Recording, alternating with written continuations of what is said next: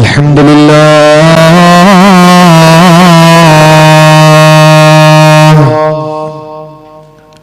الحمد لله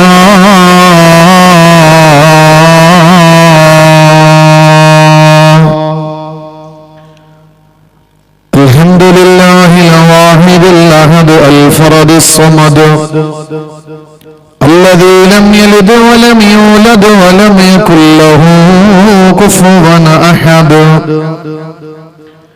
رب اشرح لي صدري ويسر لي أمري واحلل عقدة من لساني يفقه قولي رب هب لي حكما وألحقني بالصالحين واجعل لي لسان صدق في الآخرين واجعلني من ورثة جنة النعيم وإن عدتي عند كل شدتي فيا مجيبي عند كل دعوتي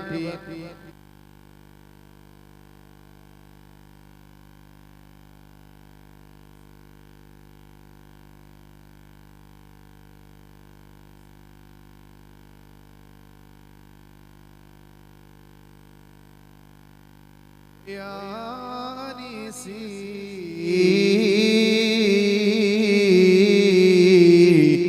عند كل وهشتي ويا أنيسي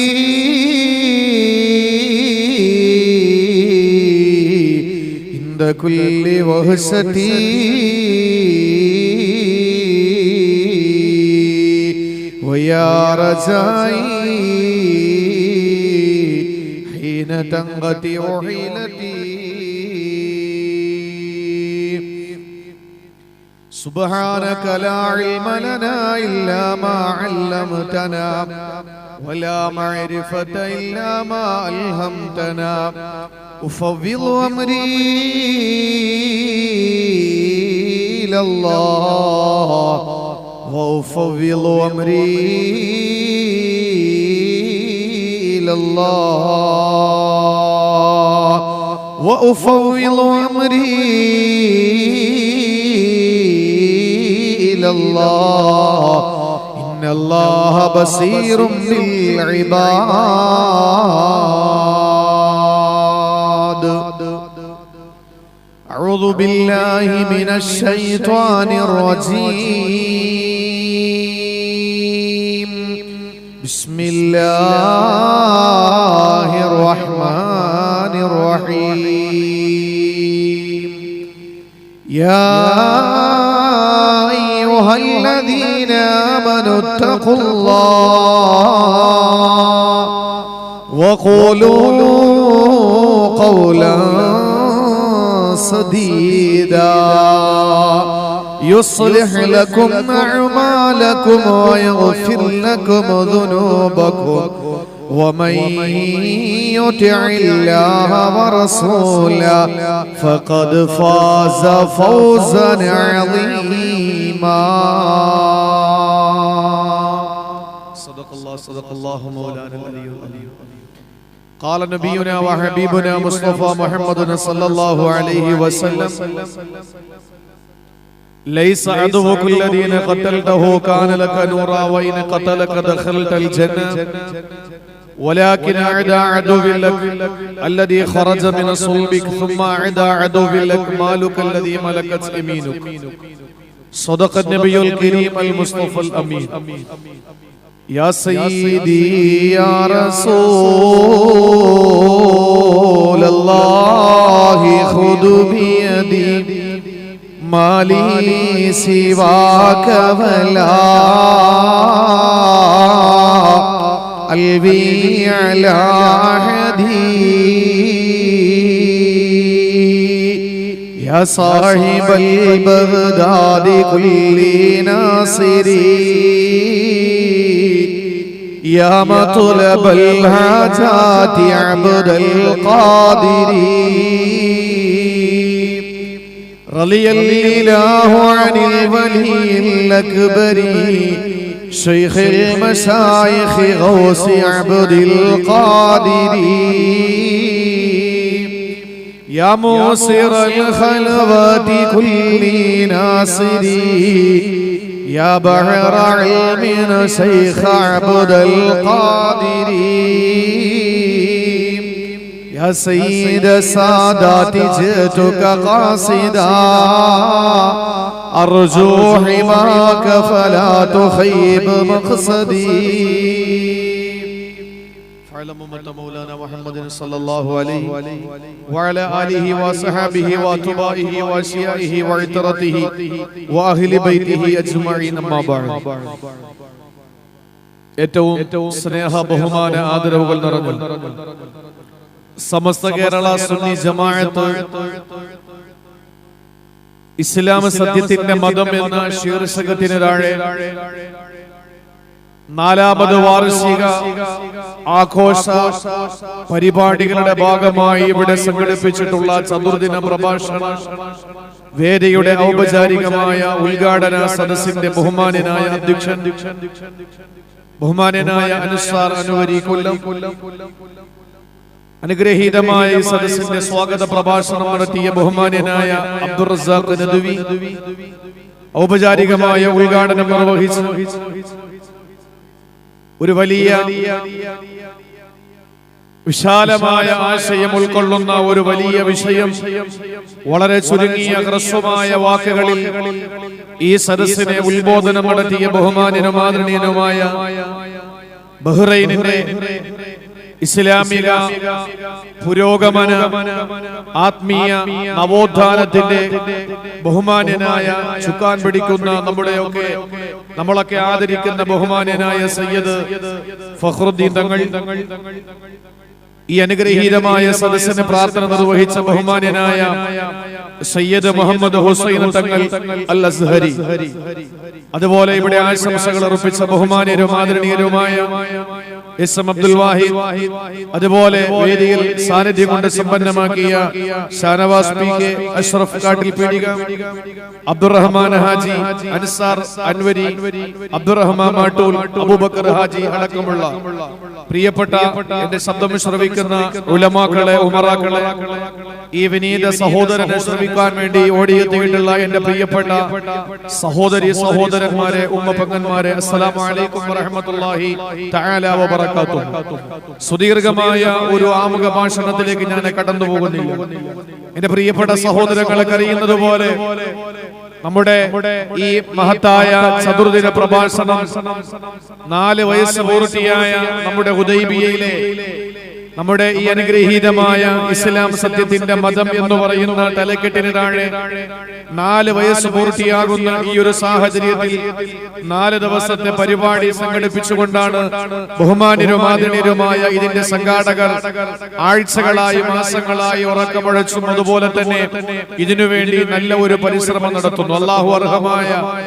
അല്ലാഹു സുബ്ഹാനഹു വ തആല ഓരോ തുള്ളി വിയർപ്പിനും അർഹമായ പ്രതിഫലം നൽകി അവരുടെ ജീവിതത്തിന്റെ ഇഹപര ജീവിതത്തിൽ അല്ലാഹു തആല ഖൈർ വർദ്ധിപ്പിച്ചു കൊടുക്കുമാറാകട്ടെ എന്ന് ആത്മാർത്ഥമായി ആമുഖമായി ഞാൻ ദുആ ചെയ്യുകയാണ്. എന്റെ പ്രിയപ്പെട്ട സഹോദരങ്ങളെ, ബഹുമാന്യനായ നമ്മുടെ ഫഖ്റുദ്ദീൻ തങ്ങൾ, അതുപോലെ ബഹുമാന്യനായ ഹുസൈൻ തങ്ങളെ പോലുള്ള മഹാരഥന്മാര് ഈ അനുഗ്രഹീതമായ സദസ്സിൽ അവരുടെ പാദസ്പർശനം കൊണ്ട് ജന്യമാകുമ്പോ ഈ സദസ്സിൽ അൽഹംദുലില്ലാഹ് അല്ലാഹുവിന്റെ റഹ്മത്തിന്റെ പാരാവാരം പോലെയുള്ള മാലാഖമാരുടെ അനുസ്യൂതമായ പ്രവാഹം കൊണ്ട് നാം ഏവരും പ്രൊട്ടക്ഷനിലാണ്, സംരക്ഷണ വലയത്തിലാണ്. അല്ലാഹു അത് മരിക്കുന്നതുവരെ നമ്മൾ എവിടെ ഒരുമിച്ച് കൂടിയാലും അവിടെ അല്ലാഹുവിന്റെ മാലാഖമാരുടെ സംരക്ഷണ വലയത്തിന്റെ ഉള്ളിൽ അകപ്പെടുന്ന ഒരു സാഹചര്യം അല്ലാഹു വരുത്തി തീർക്കുമാറാകട്ടെ. എന്റെ പ്രിയപ്പെട്ട സഹോദരങ്ങളോട് ഒരു പരിചയപ്പെടലിന്റെ ആവശ്യം ഉണ്ടെങ്കിൽ പോലും ഞാൻ ആ ഒരു സാഹചര്യത്തിലേക്ക് ഞാൻ പോകാതെ എന്റെ വിഷയം ഇന്നും നാളെയുമായിട്ട്, ഇന്ന് ശുഹദാക്കളോടൊപ്പം എന്ന് പറയുന്ന വിഷയവും നാളെ പരിഭ്രാന്തിയോടെ പരലോകത്തേക്ക് എന്ന് പറയുന്ന 2 വിഷയമാണ് നിങ്ങളെ അഭിസംബോധന ചെയ്തുകൊണ്ട് പരസ്പരം ചർച്ച ചെയ്യാൻ വേണ്ടിയിട്ട് ഒരു അവസരം ഇതിന്റെ പ്രിയപ്പെട്ട സംഘാടകർ തന്നിട്ടുള്ളത്. അല്ലാഹു അർഹമായ പ്രതിഫലം നൽകി അനുഗ്രഹിക്കുമാറാവട്ടെ. എന്റെ പ്രിയപ്പെട്ട സഹോദരങ്ങളെ, ഈ അനുഗ്രഹീതമായ സദസ്സിൽ, ഈ ധന്യമായ സദസ്സ് വളരെ വളരെ സന്തോഷം തോന്നുകയാണ്. കാരണം ജീവിതത്തിന്റെ അന്നം തേടിയുള്ള ദുനിയാവ് നഷ്ടപ്പെടുത്തി തന്റെ പ്രിയപ്പെട്ട ഭാര്യ മക്കളെ യഥാർത്ഥത്തിൽ പ്രവാസികൾ ഒരു ഹിജ്റ ചെയ്തു വരുന്നവരാണ്. അവരുടെ നാടുപേക്ഷിച്ച്, അവരുടെ വീടുപേക്ഷിച്ച്, അവരുടെ പ്രിയപ്പെട്ട സന്താനങ്ങൾ. എടുത്ത സമയത്ത് തന്നെ പല വേദികളിൽ ഞാൻ പറഞ്ഞിട്ടുണ്ടായിരുന്നു, ഒരു കുഞ്ഞുണ്ടായി, ആ കുഞ്ഞിന്റെ പല്ല് മുളയ്ക്കുന്നതിന് മുമ്പുള്ള ചെറിയ പ്രായത്തിലുള്ള ആ മോണ കാട്ടിയുള്ള ചിരി ആദ്യമായിട്ട് പിച്ച വെക്കുമ്പോ മറിഞ്ഞ് നിലത്ത് വീഴുന്ന സാഹചര്യത്തിൽ ആരുടെയെങ്കിലും ഒരു സഹായം കൊണ്ടൊന്ന് എഴുന്നേറ്റ് വീണ്ടും നടക്കാൻ ശ്രമിക്കുന്ന ആ പിച്ച വെച്ച് നടക്കുന്ന ഒരു സമയം, ആദ്യമായിട്ട് ഉമ്മ ഉപ്പ എന്നൊക്കെ വിളിക്കുന്ന ആ വിളി കേൾക്കാനുള്ള ഭാഗ്യമില്ലാതെ പോയ ഇത് സ്വർഗത്തിൽ പോലും നമുക്ക് കിട്ടൂല. ഈ ഒരു ഭാഗ്യം നമുക്ക്, അതിനുള്ള ഭാഗ്യമില്ലാത്തവരാണ് പ്രവാസികൾ. കാരണം സ്വർഗത്തിലും മക്കൾക്കും കെട്ടിയോക്കും കുട്ടിയോക്കും അതുപോലെ തന്നെ എല്ലാവർക്കും 33 വയസ്സാ. അവിടെ ചെറിയ കുട്ടികളൊന്നുമില്ല, എല്ലാവർക്കും ഒരേ പ്രായമാണ്. അപ്പൊ ദുനിയാവില് മാത്രമാണ് നമുക്ക് അള്ളാഹു ആ ഒരു ഭാഗ്യം തന്നിട്ടുള്ളത്. ഒരു ചെറിയ കുഞ്ഞിന്റെ ആ പല്ല് മുളയ്ക്കാത്ത മോണയിൽ നിന്ന് ഇറ്റുവീഴുന്ന തേൻതുള്ളിക്ക് സമാനമായ ആ കുഞ്ഞിന്റെ ഉമിനീര് വായിലൂടെ ഒലിച്ചിറങ്ങുമ്പോ ആ വാക്യകത്തൊരു മുത്തം കൊടുക്കാനുള്ള ഭാഗ്യം കിട്ടാതെ പോയ പാവപ്പെട്ട പ്രവാസികളായ എന്റെ പ്രിയപ്പെട്ട ബഹ്റൈനിലെ ഈ അനുഗ്രഹീതമായ പാകിസ്ഥാൻ ക്ലബിൽ ഒരുമിച്ച് കൂടിയിട്ടുള്ള എന്റെ പ്രിയപ്പെട്ട സഹോദരങ്ങളെ, നിങ്ങളൊക്കെ മുഹാജിരീങ്ങളാണ്, ഹിജ്റ വന്നവരാണ്. നിങ്ങളുടെ പ്രാർത്ഥന അല്ലാഹു തള്ളിക്കളയില്ല, നിങ്ങളുടെ ദുആ അല്ലാഹു സ്വീകരിക്കുന്നതാണ്. അതുകൊണ്ട് ഇൻഷാ അല്ലാഹ് ഇന്നും നാളെയും നിങ്ങളുമായിട്ട് ഈ വിഷയം ചർച്ച ചെയ്യാൻ വേണ്ടിയിട്ട് ഒരു അവസരമുണ്ടായി. നമുക്കതിനിടയിൽ ഇൻഷാ അല്ലാഹ് സന്ദർഭം പോലെ, സമയം പോലെ പരിചയപ്പെടാം. അല്ലാഹു തൗഫീഖ് നൽകി അനുഗ്രഹിക്കുമാറാകട്ടെ. ഒരു കാര്യം ഞാൻ പറയുന്നു, ബഹുമാന്യനായ ഫഖ്റുദ്ദീൻ നിങ്ങളുടെ പ്രസംഗം കേട്ടപ്പോ എത്രത്തോളം എന്ന് പറഞ്ഞാൽ, പ്രസംഗം വളരെ കുറച്ച് മാത്രം കേൾക്കാൻ ഭാഗ്യമുള്ളവരാണ് എന്ന് പറഞ്ഞാൽ ഭാഗ്യദോഷികളാണ് പ്രഭാഷകന്മാർ. ഇപ്പൊ പ്രസംഗിക്കുന്ന ഞാനായിരുന്നാലും, അഹമ്മദ് കബീർ ബാഖവി ആയിരുന്നാലും, ബഹുമാനപ്പെട്ട ഹുസൈൻ തങ്ങളായിരുന്നാലും, ആരായിരുന്നാലും എന്റെ പ്രിയപ്പെട്ടവരെ, ഭാഗ്യം പ്രസംഗം കേൾക്കാൻ ഭാഗ്യമില്ലാത്തവരാണ്. പ്രസംഗിക്കാറുണ്ട്, പ്രസംഗം കേൾക്കാൻ ഭാഗ്യമില്ലാത്തവരാണ്. വളരെ അപൂർവമായിട്ടാണ് ഇങ്ങനെയുള്ള ഉദ്ഘാടനങ്ങളിൽ. കേരളത്തിന്റെ ചരിത്രം പരിശോധിച്ചു നോക്കിയാൽ അൽഹംദുലില്ലാ ഒരു വലിയ സദസ്, വളരെ വിശാലമായ സദസ്സിന്റെ 10-20 മിനിറ്റ് കൊടപ്പനക്കൽ തറവാട്ടിന്റെ പാവപ്പെട്ട നമ്മുടെ വിനയത്തിന്റെ ഏറ്റവും വലിയ മകുടോദാഹരണങ്ങളായ ആദരണീയനായ സയ്യിദുമാരുടെ 20 മിനിറ്റോ 15 മിനിറ്റോ നീണ്ടു നിൽക്കുന്ന പ്രഭാഷണം, അതൊക്കെയാണ് നമുക്ക് കേൾക്കാൻ മാത്രം വിധിക്കപ്പെട്ടത്. ബാക്കി പ്രഭാഷണങ്ങളൊന്നും കേൾക്കാനുള്ള ഭാഗ്യമില്ലാത്തവരാണ് പ്രഭാഷകര്. ഫഖ്റുദ്ദീൻ നിങ്ങളുടെ പ്രസംഗം കേട്ടപ്പോൾ ഞാൻ ആലോചിച്ചു പോകുന്നു, എന്റെ പ്രിയപ്പെട്ട സഹോദരങ്ങളെ, ഇൽമുള്ളവനും ദീനിനെ മനസ്സിലാക്കിയവനും മനസ്സിലാക്കാത്തവനും ഒരുപോലെയാണോ? ഒരിക്കലുമല്ല എന്ന് പറയുന്നു. ഒരു അന്ധനായ സഹോദരൻ, കണ്ടുകൂടാത്ത പാവപ്പെട്ട സഹോദരൻ പാതിരാത്രി തന്റെ കൂടപ്പുറപ്പിനെ കാണാൻ വേണ്ടിയിട്ട് അവന്റെ വീട്ടിൽ ചെന്നു. എന്നിട്ട് പാതിരാത്രി തന്റെ വീട്ടിലേക്ക് പോകാൻ വേണ്ടി അന്ധനായ സഹോദരൻ വീട് വിട്ടിറങ്ങുമ്പോ അവന്റെ കയ്യിൽ തന്റെ പ്രിയപ്പെട്ട സഹോദരൻ ഒരു ചെറിയ വിളക്ക് കത്തിച്ച് കയ്യിൽ കൊടുത്തിട്ട് പറഞ്ഞു, നിനക്കത് ഉപകരിക്കും, നീ കയ്യിൽ വെച്ചോളാൻ പറഞ്ഞു. അന്ധൻ ചിരിച്ചു. എന്നിട്ട് ചോദിച്ചു, കണ്ടുകൂടാത്ത എനിക്കെന്തിനാണ് വിളക്ക്? ആ സമയത്ത് ഈ സഹോദരൻ പറഞ്ഞുവത്രേ, അന്ധനോട് പറഞ്ഞുവത്രേ, നിനക്ക് ഉപകാരപ്പെട്ടില്ലെങ്കിലും ഈ വിളക്കം പിടിച്ചു കൊണ്ടുപോകുമ്പോ മറ്റൊരാള് നിന്റെ മേലിൽ തട്ടി മറിഞ്ഞു വീഴാതിരിക്കാൻ മറ്റുള്ളവർക്ക് ചെറുപക്ഷെ ഇത് ഉപയോഗമുണ്ടായേക്കാം, അതുകൊണ്ട് ഈ വിളക്ക് പിടിക്കാൻ പറഞ്ഞു. അന്ധനായ സഹോദരൻ തന്റെ വിളക്കും പിടിച്ചുകൊണ്ട് പാതിരാത്രി നഗരമധ്യത്തിലൂടെ നടന്നു നീങ്ങുമ്പോ, കുറച്ച് കഴിഞ്ഞ് കുറെ അങ്ങോട്ട് യാത്ര ചെയ്യുമ്പോ ആരോ വന്ന് മേലിൽ തട്ടിയിട്ട് അവർ മറിഞ്ഞു വീണു. ആ സമയത്ത് ദേഷ്യം വന്ന അന്ധൻ അയാളെ പിടിച്ച് എഴുന്നേപ്പിട്ട് ചോദിച്ചു, നിനക്ക് കണ്ടുകൂടെടാ, എന്റെ കയ്യിൽ വിളക്ക് കത്തി പിടിച്ചു വെച്ചിരിക്കുന്ന കണ്ടില്ലേ, നീ എന്തിനാ എന്റെ മേലിൽ തട്ടി വീണെന്ന് ചോദിച്ചപ്പോ ആ നിലത്തു വീണ സഹോദരൻ എഴുന്നേറ്റുകൊണ്ട് അന്ധനോട് പറഞ്ഞത്, എന്റെ പൊന്നു സഹോദര, നിങ്ങളുടെ കയ്യിരിക്കുന്ന വിളക്കണഞ്ഞു പോയിട്ട് മണിക്കൂറുകൾ കഴിഞ്ഞു.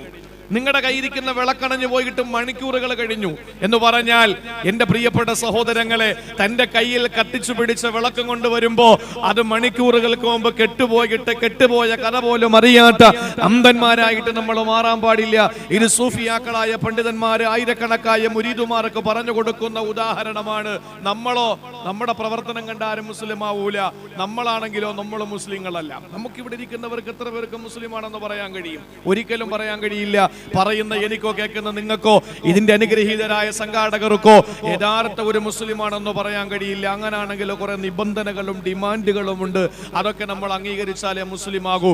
ഏതായിരുന്നാലും 4 ദിവസത്തെ പ്രഭാഷണം കൊണ്ട് അല്ലാഹു തആല ഒരു പരിവർത്തനം ഉണ്ടാക്കട്ടെ എന്ന് ആമുഖമായി ഞാൻ ദുആ ചെയ്തുകൊണ്ട് ഒരു വിനീതമായ ഒരു അഭ്യർത്ഥന, ഞാൻ കുറ്റപ്പെടുത്തുകയല്ല. എൻ്റെ പ്രിയപ്പെട്ട സഹോദരങ്ങളെ, നല്ല ക്ഷീണം നിങ്ങൾക്ക് ഉണ്ടാകും. നിങ്ങൾ പകലന്തിയോളം പണിയെടുക്കുന്നവരാണ്, അതിലേറെ ക്ഷീണമുണ്ട്. ഈ സമയം ഞാൻ കറക്റ്റ് എൻ്റെ നാട്ടിൻ്റെ സമയമാണ് ഞാൻ എൻ്റെ വാച്ചിൽ പിടിച്ചു വെച്ചിരിക്കുന്നത്. കറക്റ്റ് ഞാൻ ഒരു അല്പം ഒന്ന് കണ്ണടച്ചിട്ട് 24 മണിക്കൂർ കഴിഞ്ഞിരിക്കാൻ ഈ പരിപാടിക്ക് വരാൻ വേണ്ടി. അതുകൊണ്ട് 2 മണിക്കൂറിന്റെ ഉള്ളിൽ, അല്ലെ 2 മണിക്കൂർ 1.5 മണിക്കൂറിന്റെ ഉള്ളിൽ നമ്മുടെ ഈ പരിപാടി അവസാനിക്കുമ്പോൾ രക്തസാക്ഷികളോടൊപ്പം അഥവാ ശുഹദാക്കളോടൊപ്പം എന്നുള്ള വിഷയം എൻ്റെ പ്രിയപ്പെട്ട സഹോദരങ്ങൾ, അതൊന്നും നിങ്ങൾ നെഞ്ചിലേക്ക് ആവാഹിച്ച് അത് നിങ്ങൾ ഒന്ന് മനസ്സിലാക്കിയിട്ട് ജീവിതത്തിൽ ഒന്ന് അമൽ ചെയ്യണം. അല്ലാഹു തൗഫീഖ് നൽകി അനുഗ്രഹിക്കുമാറാവട്ടെ. അതുകൊണ്ട് 1.5 മണിക്കൂർ എൻ്റെ പ്രിയപ്പെട്ട ശ്രോതാക്കളായ അനുവാചകർ നിങ്ങളുടെ ശ്രദ്ധ മുഴുവനും എന്നിലേക്ക് നിങ്ങൾ തരണം എന്ന് ഞാൻ ആമുഖമായിട്ട് ഒരു എളിയ അഭ്യർത്ഥന നടത്തുകയാണ്. അല്ലാഹു നമുക്ക് രക്തസാക്ഷികളുടെ പവർ അല്ലാഹു നൽകി അനുഗ്രഹിക്കുമാറാവട്ടെ. ഈ വിഷയം വിട്ട് കൊടുത്തപ്പോൾ തന്നെ പെട്ടെന്ന് സനഫ് വിളിച്ചിട്ട് ചോദിച്ചു, ഉസ്താദ് ആ വിഷയം വേണോ? പ്രത്യേകിച്ച് ഈ ഒരു സാഹചര്യത്തിൽ രക്തസാക്ഷികളോടൊപ്പം എന്നുള്ളൊരു വിഷയം വേണോ, ശുഹദാക്കളോടൊപ്പം എന്നുള്ളൊരു വിഷയം വേണോ എന്നിങ്ങനെ ആവർത്തിച്ച് ചോദിച്ചപ്പോൾ ഞാൻ പറഞ്ഞു, നിങ്ങൾ ഉദ്ദേശിക്കും പോലത്തെ വിഷയമൊന്നും അല്ല. എനിക്ക് എൻ്റെ സദസ്സിനോട് പറയാനുള്ളതും അത് തന്നെയാണ്. രക്തസാക്ഷികളോടൊപ്പം എന്ന് പറയുമ്പോൾ ഇവിടെ അങ്ങോട്ട് പ്രസംഗിച്ചിട്ട് വാളെടുക്കാനോ അല്ലെങ്കിൽ പരിചയ പിടിക്കാനോ അല്ലെങ്കിൽ എൻ്റെ പ്രിയപ്പെട്ട സഹോദരങ്ങളോട് കഴിഞ്ഞുപോയ ജീവിതത്തിന്റെ ചരിത്രങ്ങൾ അത് മനസ്സിലാക്കിയിട്ട് അതിൽ നിന്ന് ആവേശം ഉൾക്കൊണ്ടുകൊണ്ട് ഇവിടെ അങ്ങോട്ട് പടയോട്ടം തുടങ്ങാൻ വേണ്ടിയിട്ടുള്ള ഒരു ഇളക്കി വിടുന്ന ജിഹാദി പ്രസംഗമൊന്നുമല്ല ഇന്ന് ഞാൻ പറയാൻ പോകുന്നത്. ആദ്യമായിട്ടൊരു 15-20 മിനിറ്റ് രക്തസാക്ഷിക്ക് അല്ലാഹു കൊടുത്ത പവർ എന്താണെന്ന് പറഞ്ഞിട്ട് ഇൻഷാ അല്ലാഹ് നട്ടുച്ച സമയത്ത് ആ സൂര്യന്റെ ചൂടേറ്റുകൊണ്ട് അരുണന്റെ കിരണമേറ്റുകൊണ്ട് മണൽ തരികളെ താപം കൊണ്ട് വിറയ്ക്കുമ്പോ പടയോട്ടത്തിന്റെ ഉന്നതമായ സ്വർഗം കരസ്ഥമാക്കാൻ വേണ്ടിയിട്ട് ജീവനും സമ്പത്തും സമയവും രക്തവും അല്ലാഹുവിന്റെ ദീനിന് വേണ്ടി കൊടുത്ത് ദീനിന്റെ സംസ്ഥാപനത്തിന് വേണ്ടി പോരാട്ടത്തിന്റെ പാതയിലിറങ്ങി ശരീരം പീസാക്കപ്പെടുമ്പോഴും അല്ലാഹുവിന്റെ സ്വർഗം മുമ്പിൽ കണ്ട അനുഗ്രഹീതരായ രക്തസാക്ഷികൾ അല്ലാഹു അവർക്ക് കൊടുത്ത പ്രതിഫലം ഇൻഷാ അല്ലാഹ് ശീരീകരിച്ച AC റൂമിനകത്തിരുന്ന് 1000-ന്റെയും 2000-ന്റെയും 500-ന്റെയും 100-ന്റെയും ദീനാറുകള്, ഈ ബഹ്റൈൻ ദീനാറുകള് എണ്ണുമ്പോൾ നമുക്ക് ആ രക്തസാക്ഷികളുടെ കൂലി ശീരീകരിച്ച റൂമിനകത്തിരുന്ന് നേടിയെടുക്കാൻ കഴിയുന്ന 2-3 അമലുകളാണ് ഞാൻ നിങ്ങളോട് പറയാൻ പോകുന്നത്. ഒന്ന് മൊത്തത്തിൽ ഇൻഷാ അല്ലാഹ് ഞാൻ പറയും. രണ്ടാമത് എൻ്റെ പ്രിയപ്പെട്ട ശബ്ദം ശ്രവിക്കാൻ വേണ്ടി വന്ന സഹോദരിമാർക്ക് വേണ്ടി പറയും. 3 എൻ്റെ പ്രിയപ്പെട്ട ചെറിയ മക്കൾക്ക് വേണ്ടി പറയും. 4 എൻ്റെ പ്രിയപ്പെട്ട കച്ചവടക്കാര്, എൻ്റെ ബിസിനസ്സുകാർക്ക് വേണ്ടി പറയും. 5 ഇൻഷാ അല്ലാഹ് രോഗം കൊണ്ട് ബുദ്ധിമുട്ടുന്ന പലരും ഉണ്ട്, അവർക്ക് വേണ്ടിയിട്ട് ഞാൻ പറയും. അങ്ങനെ 5 അമലുകൾ ഇൻഷാ അല്ലാഹ് പറഞ്ഞ് നമുക്ക് ദുആ ചെയ്ത് പിരിയണം. അല്ലാഹു തൗഫീഖ് നൽകി അനുഗ്രഹിക്കുമാറാവട്ടെ. രക്തസാക്ഷി എന്ന് പറഞ്ഞാൽ ആരാണ്? ആദ്യം മനസ്സിലാക്കണം. ഒരു 20 മിനിറ്റ് എൻ്റെ പ്രിയപ്പെട്ട സഹോദരങ്ങൾ ആരാണ് രക്തസാക്ഷി എന്ന് മനസ്സിലാക്കാൻ നിങ്ങളുടെ ശ്രദ്ധ ഞാൻ ക്ഷണിക്കുകയാണ്. അല്ലാഹു തൗഫീഖ് നൽകട്ടെ. ഇവിടെ നിങ്ങൾ വളരെ വലിയ ഒരു പരിശ്രമം നമ്മുടെ നാട്ടിന്റെ ഞാൻ പരസ്പരം ചോദിക്കുന്നു, എവിടെയാ നിങ്ങളുടെ സ്ഥലം എന്ന് ചോദിക്കുമ്പോൾ അൽഹംദുലില്ലാ ഈ എന്നോട് ഞാൻ സ്ഥലം എവിടെയാന്ന് ചോദിച്ചിട്ട് സ്ഥലം ഇന്ന സ്ഥലത്താണെന്ന് പറഞ്ഞ് ഞാൻ മനസ്സിലാക്കിയ എല്ലാ സ്ഥലത്തും അൽഹംദുലില്ലാ ദീനിന്റെ ഒരു പ്രഭാഷണം നടത്താൻ, ഒരു ചെറിയ നസീഹത്ത് നടത്താൻ വേണ്ടി ഞാൻ പോയിട്ടുണ്ട്. അതുകൊണ്ട് ഞാൻ പറയും, നമ്മുടെ നാട്ടിലെ പ്രഭാഷണങ്ങളൊക്കെ ഈ സമയത്ത് വെച്ചുള്ള കുഴപ്പം എന്താണെന്നറിയോ? 9 മണി കഴിഞ്ഞിട്ട് വയലു വെക്കണമെങ്കിൽ ആദ്യമൊക്കെ ഭയങ്കര ആവേശമായിരിക്കും. ഫ്രണ്ടിൽ വന്ന് ഇങ്ങനെ നല്ലതുപോലെയൊക്കെ ചിരിച്ചൊക്കെ ഇരിക്കും.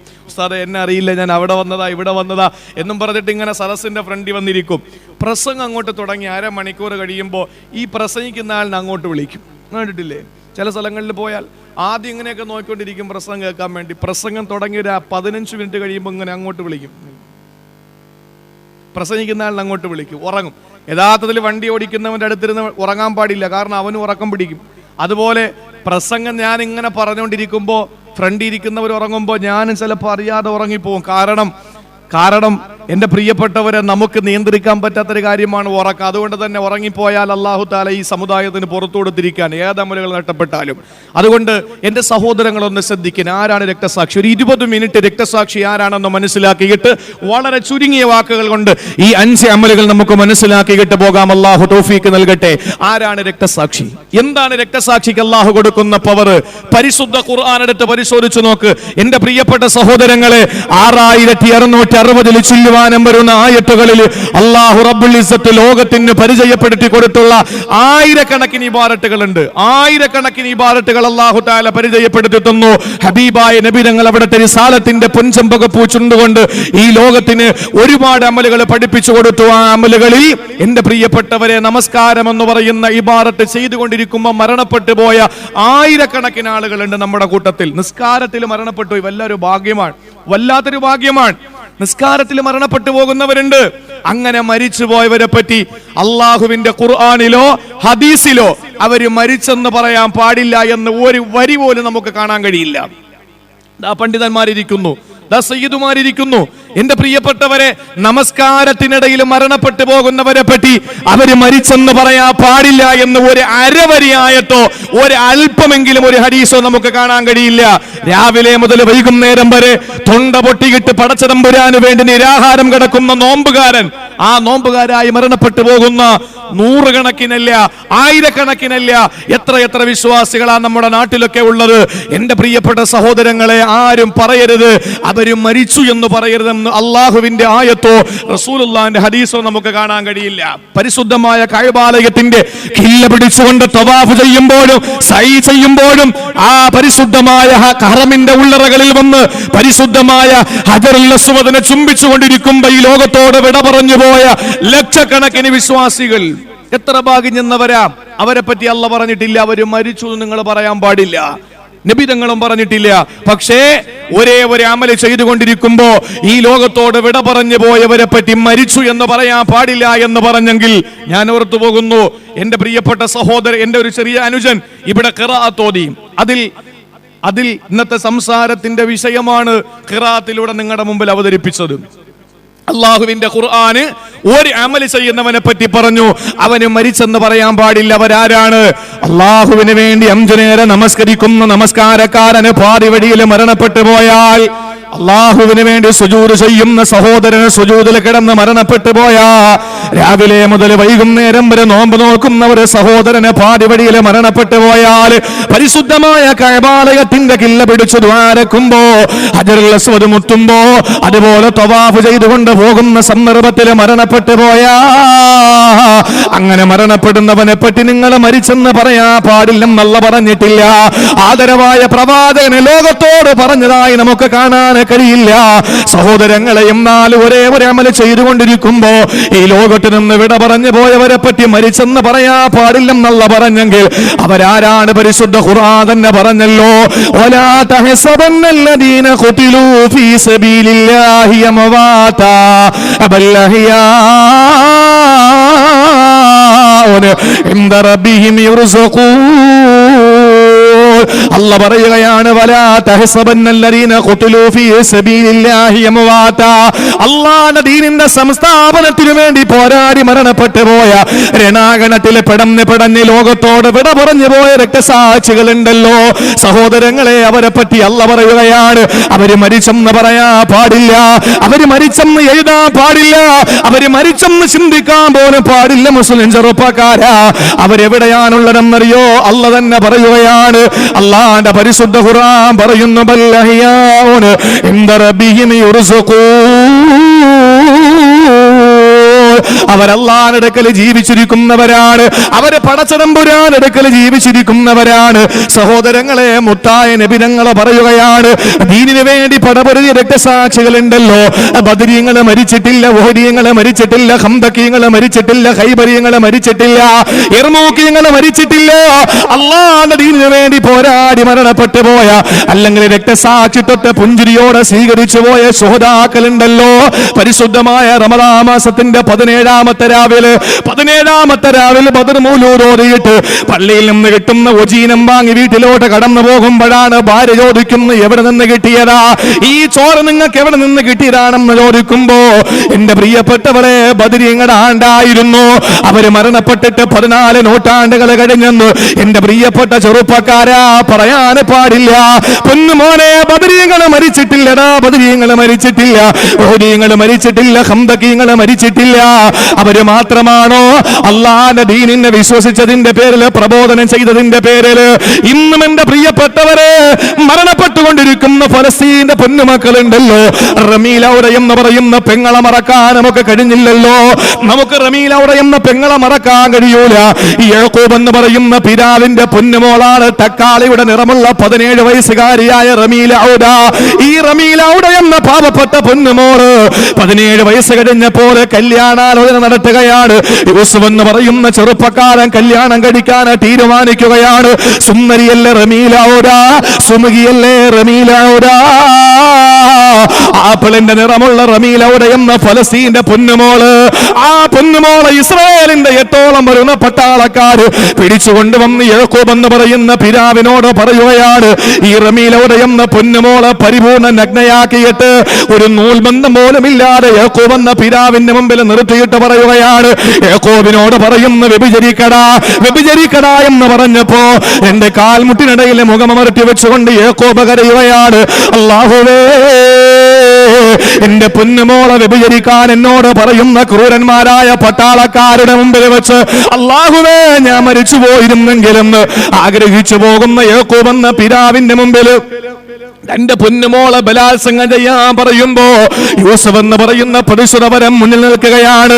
യാക്കൂബ് എന്ന് പറയുന്ന സഹോദരൻ പൊട്ടി പൊട്ടി കരയുകയാണ്. ആ സമയത്തല്ല പ്രിയപ്പെട്ട സഹോദരങ്ങളെ, യാക്കൂബിന്റെ മുമ്പിൽ വെച്ച്, യൂസുഫ് എന്ന് പറയുന്ന സഹോദരന്റെ മുമ്പിൽ വെച്ച് 8ഓളം വരുന്ന ഇസ്രായേലിന്റെ കൂറന്മാരായ പട്ടാളക്കാര്, കാമഭ്രാന്തന്മാരായ പട്ടാളക്കാര് റമീൽ ഔറ എന്ന പാവപ്പെട്ട പെങ്ങളെ ബലാത്സംഗം ചെയ്യുകയാണ്. എന്നിട്ട് വെറുതെ വിട്ടോ ആ പ്രിയപ്പെട്ട പെങ്ങളുടെ രഹസ്യാവയവത്തിൽ ആസിഡ് ഒഴിച്ചു കൊടുക്കുകയാണ്. അല്ലാഹുവേ പാവപ്പെട്ട റമീൽ ഔറ എന്ന പെങ്ങളുടെ കണ്ണിന്റെ പോള പിടിച്ചു മാറ്റിയിട്ട് ആ കണ്ണിനകത്ത് ഇരുമ്പിന്റെ ആണി തറപ്പിക്കുകയാണ്. ഇരുമ്പിന്റെ ആണി അടിച്ചു വെക്കുകയാണ്. ആ പല്ല് മുഴുവനും അടിച്ചു പറിച്ചു കളയുകയാണ്. എന്തിന്റെ പേരിലാണ് എന്റെ പ്രിയപ്പെട്ടവരെ? ലാ ഇലാഹ ഇല്ലല്ലാഹു മുഹമ്മദുർ റസൂലുള്ളാഹ് എന്ന പരിശുദ്ധമായ ദീനിന്റെ ആദർശത്തിൽ വിശ്വസിച്ചതിന്റെ പേരിലാണെങ്കിൽ ഇല്ലാ റമീൽ ഔറ മരിച്ചിട്ടില്ല, ഇല്ലാ ബദരീങ്ങളെ മരിച്ചിട്ടില്ല, ഇല്ലാ ഖംദഖീങ്ങളെ ഖൈബരീങ്ങളെ മെർമോഖീങ്ങളെ ഹുദൈബിയങ്ങളെ മരിക്കുകയില്ല, തബൂഖീങ്ങളെ മരിക്കുകയില്ല. അവരെവിടെയാണെന്നറിയോ? മുത്തുനബി പറയുകയാണ്, പച്ചപ്പക്ഷികളുടെ ഉള്ളറകൾ അവിടെ ആത്മാക്കളെ അല്ലാഹ് കടത്തിവിടുകയാണ്. അവരിങ്ങനെ സുന്ദരമായ സ്വർഗത്തിന്റെ സുന്ദരമായ പർവീസകളിൽ കൈകൊണ്ട് തൊട്ടാല് പൊട്ടിച്ചിരിക്കുന്ന മണിവീണക്കമ്പികളുടെ നാദം കൊണ്ട് മുഖരിതമായ അള്ളാന്റെ സുഖലോലഭ സ്വർഗത്തിന്റെ സുന്ദരമായ അന്തരീക്ഷത്തിലൂടെ പാറി പറന്ന് കളിക്കുകയാണ്.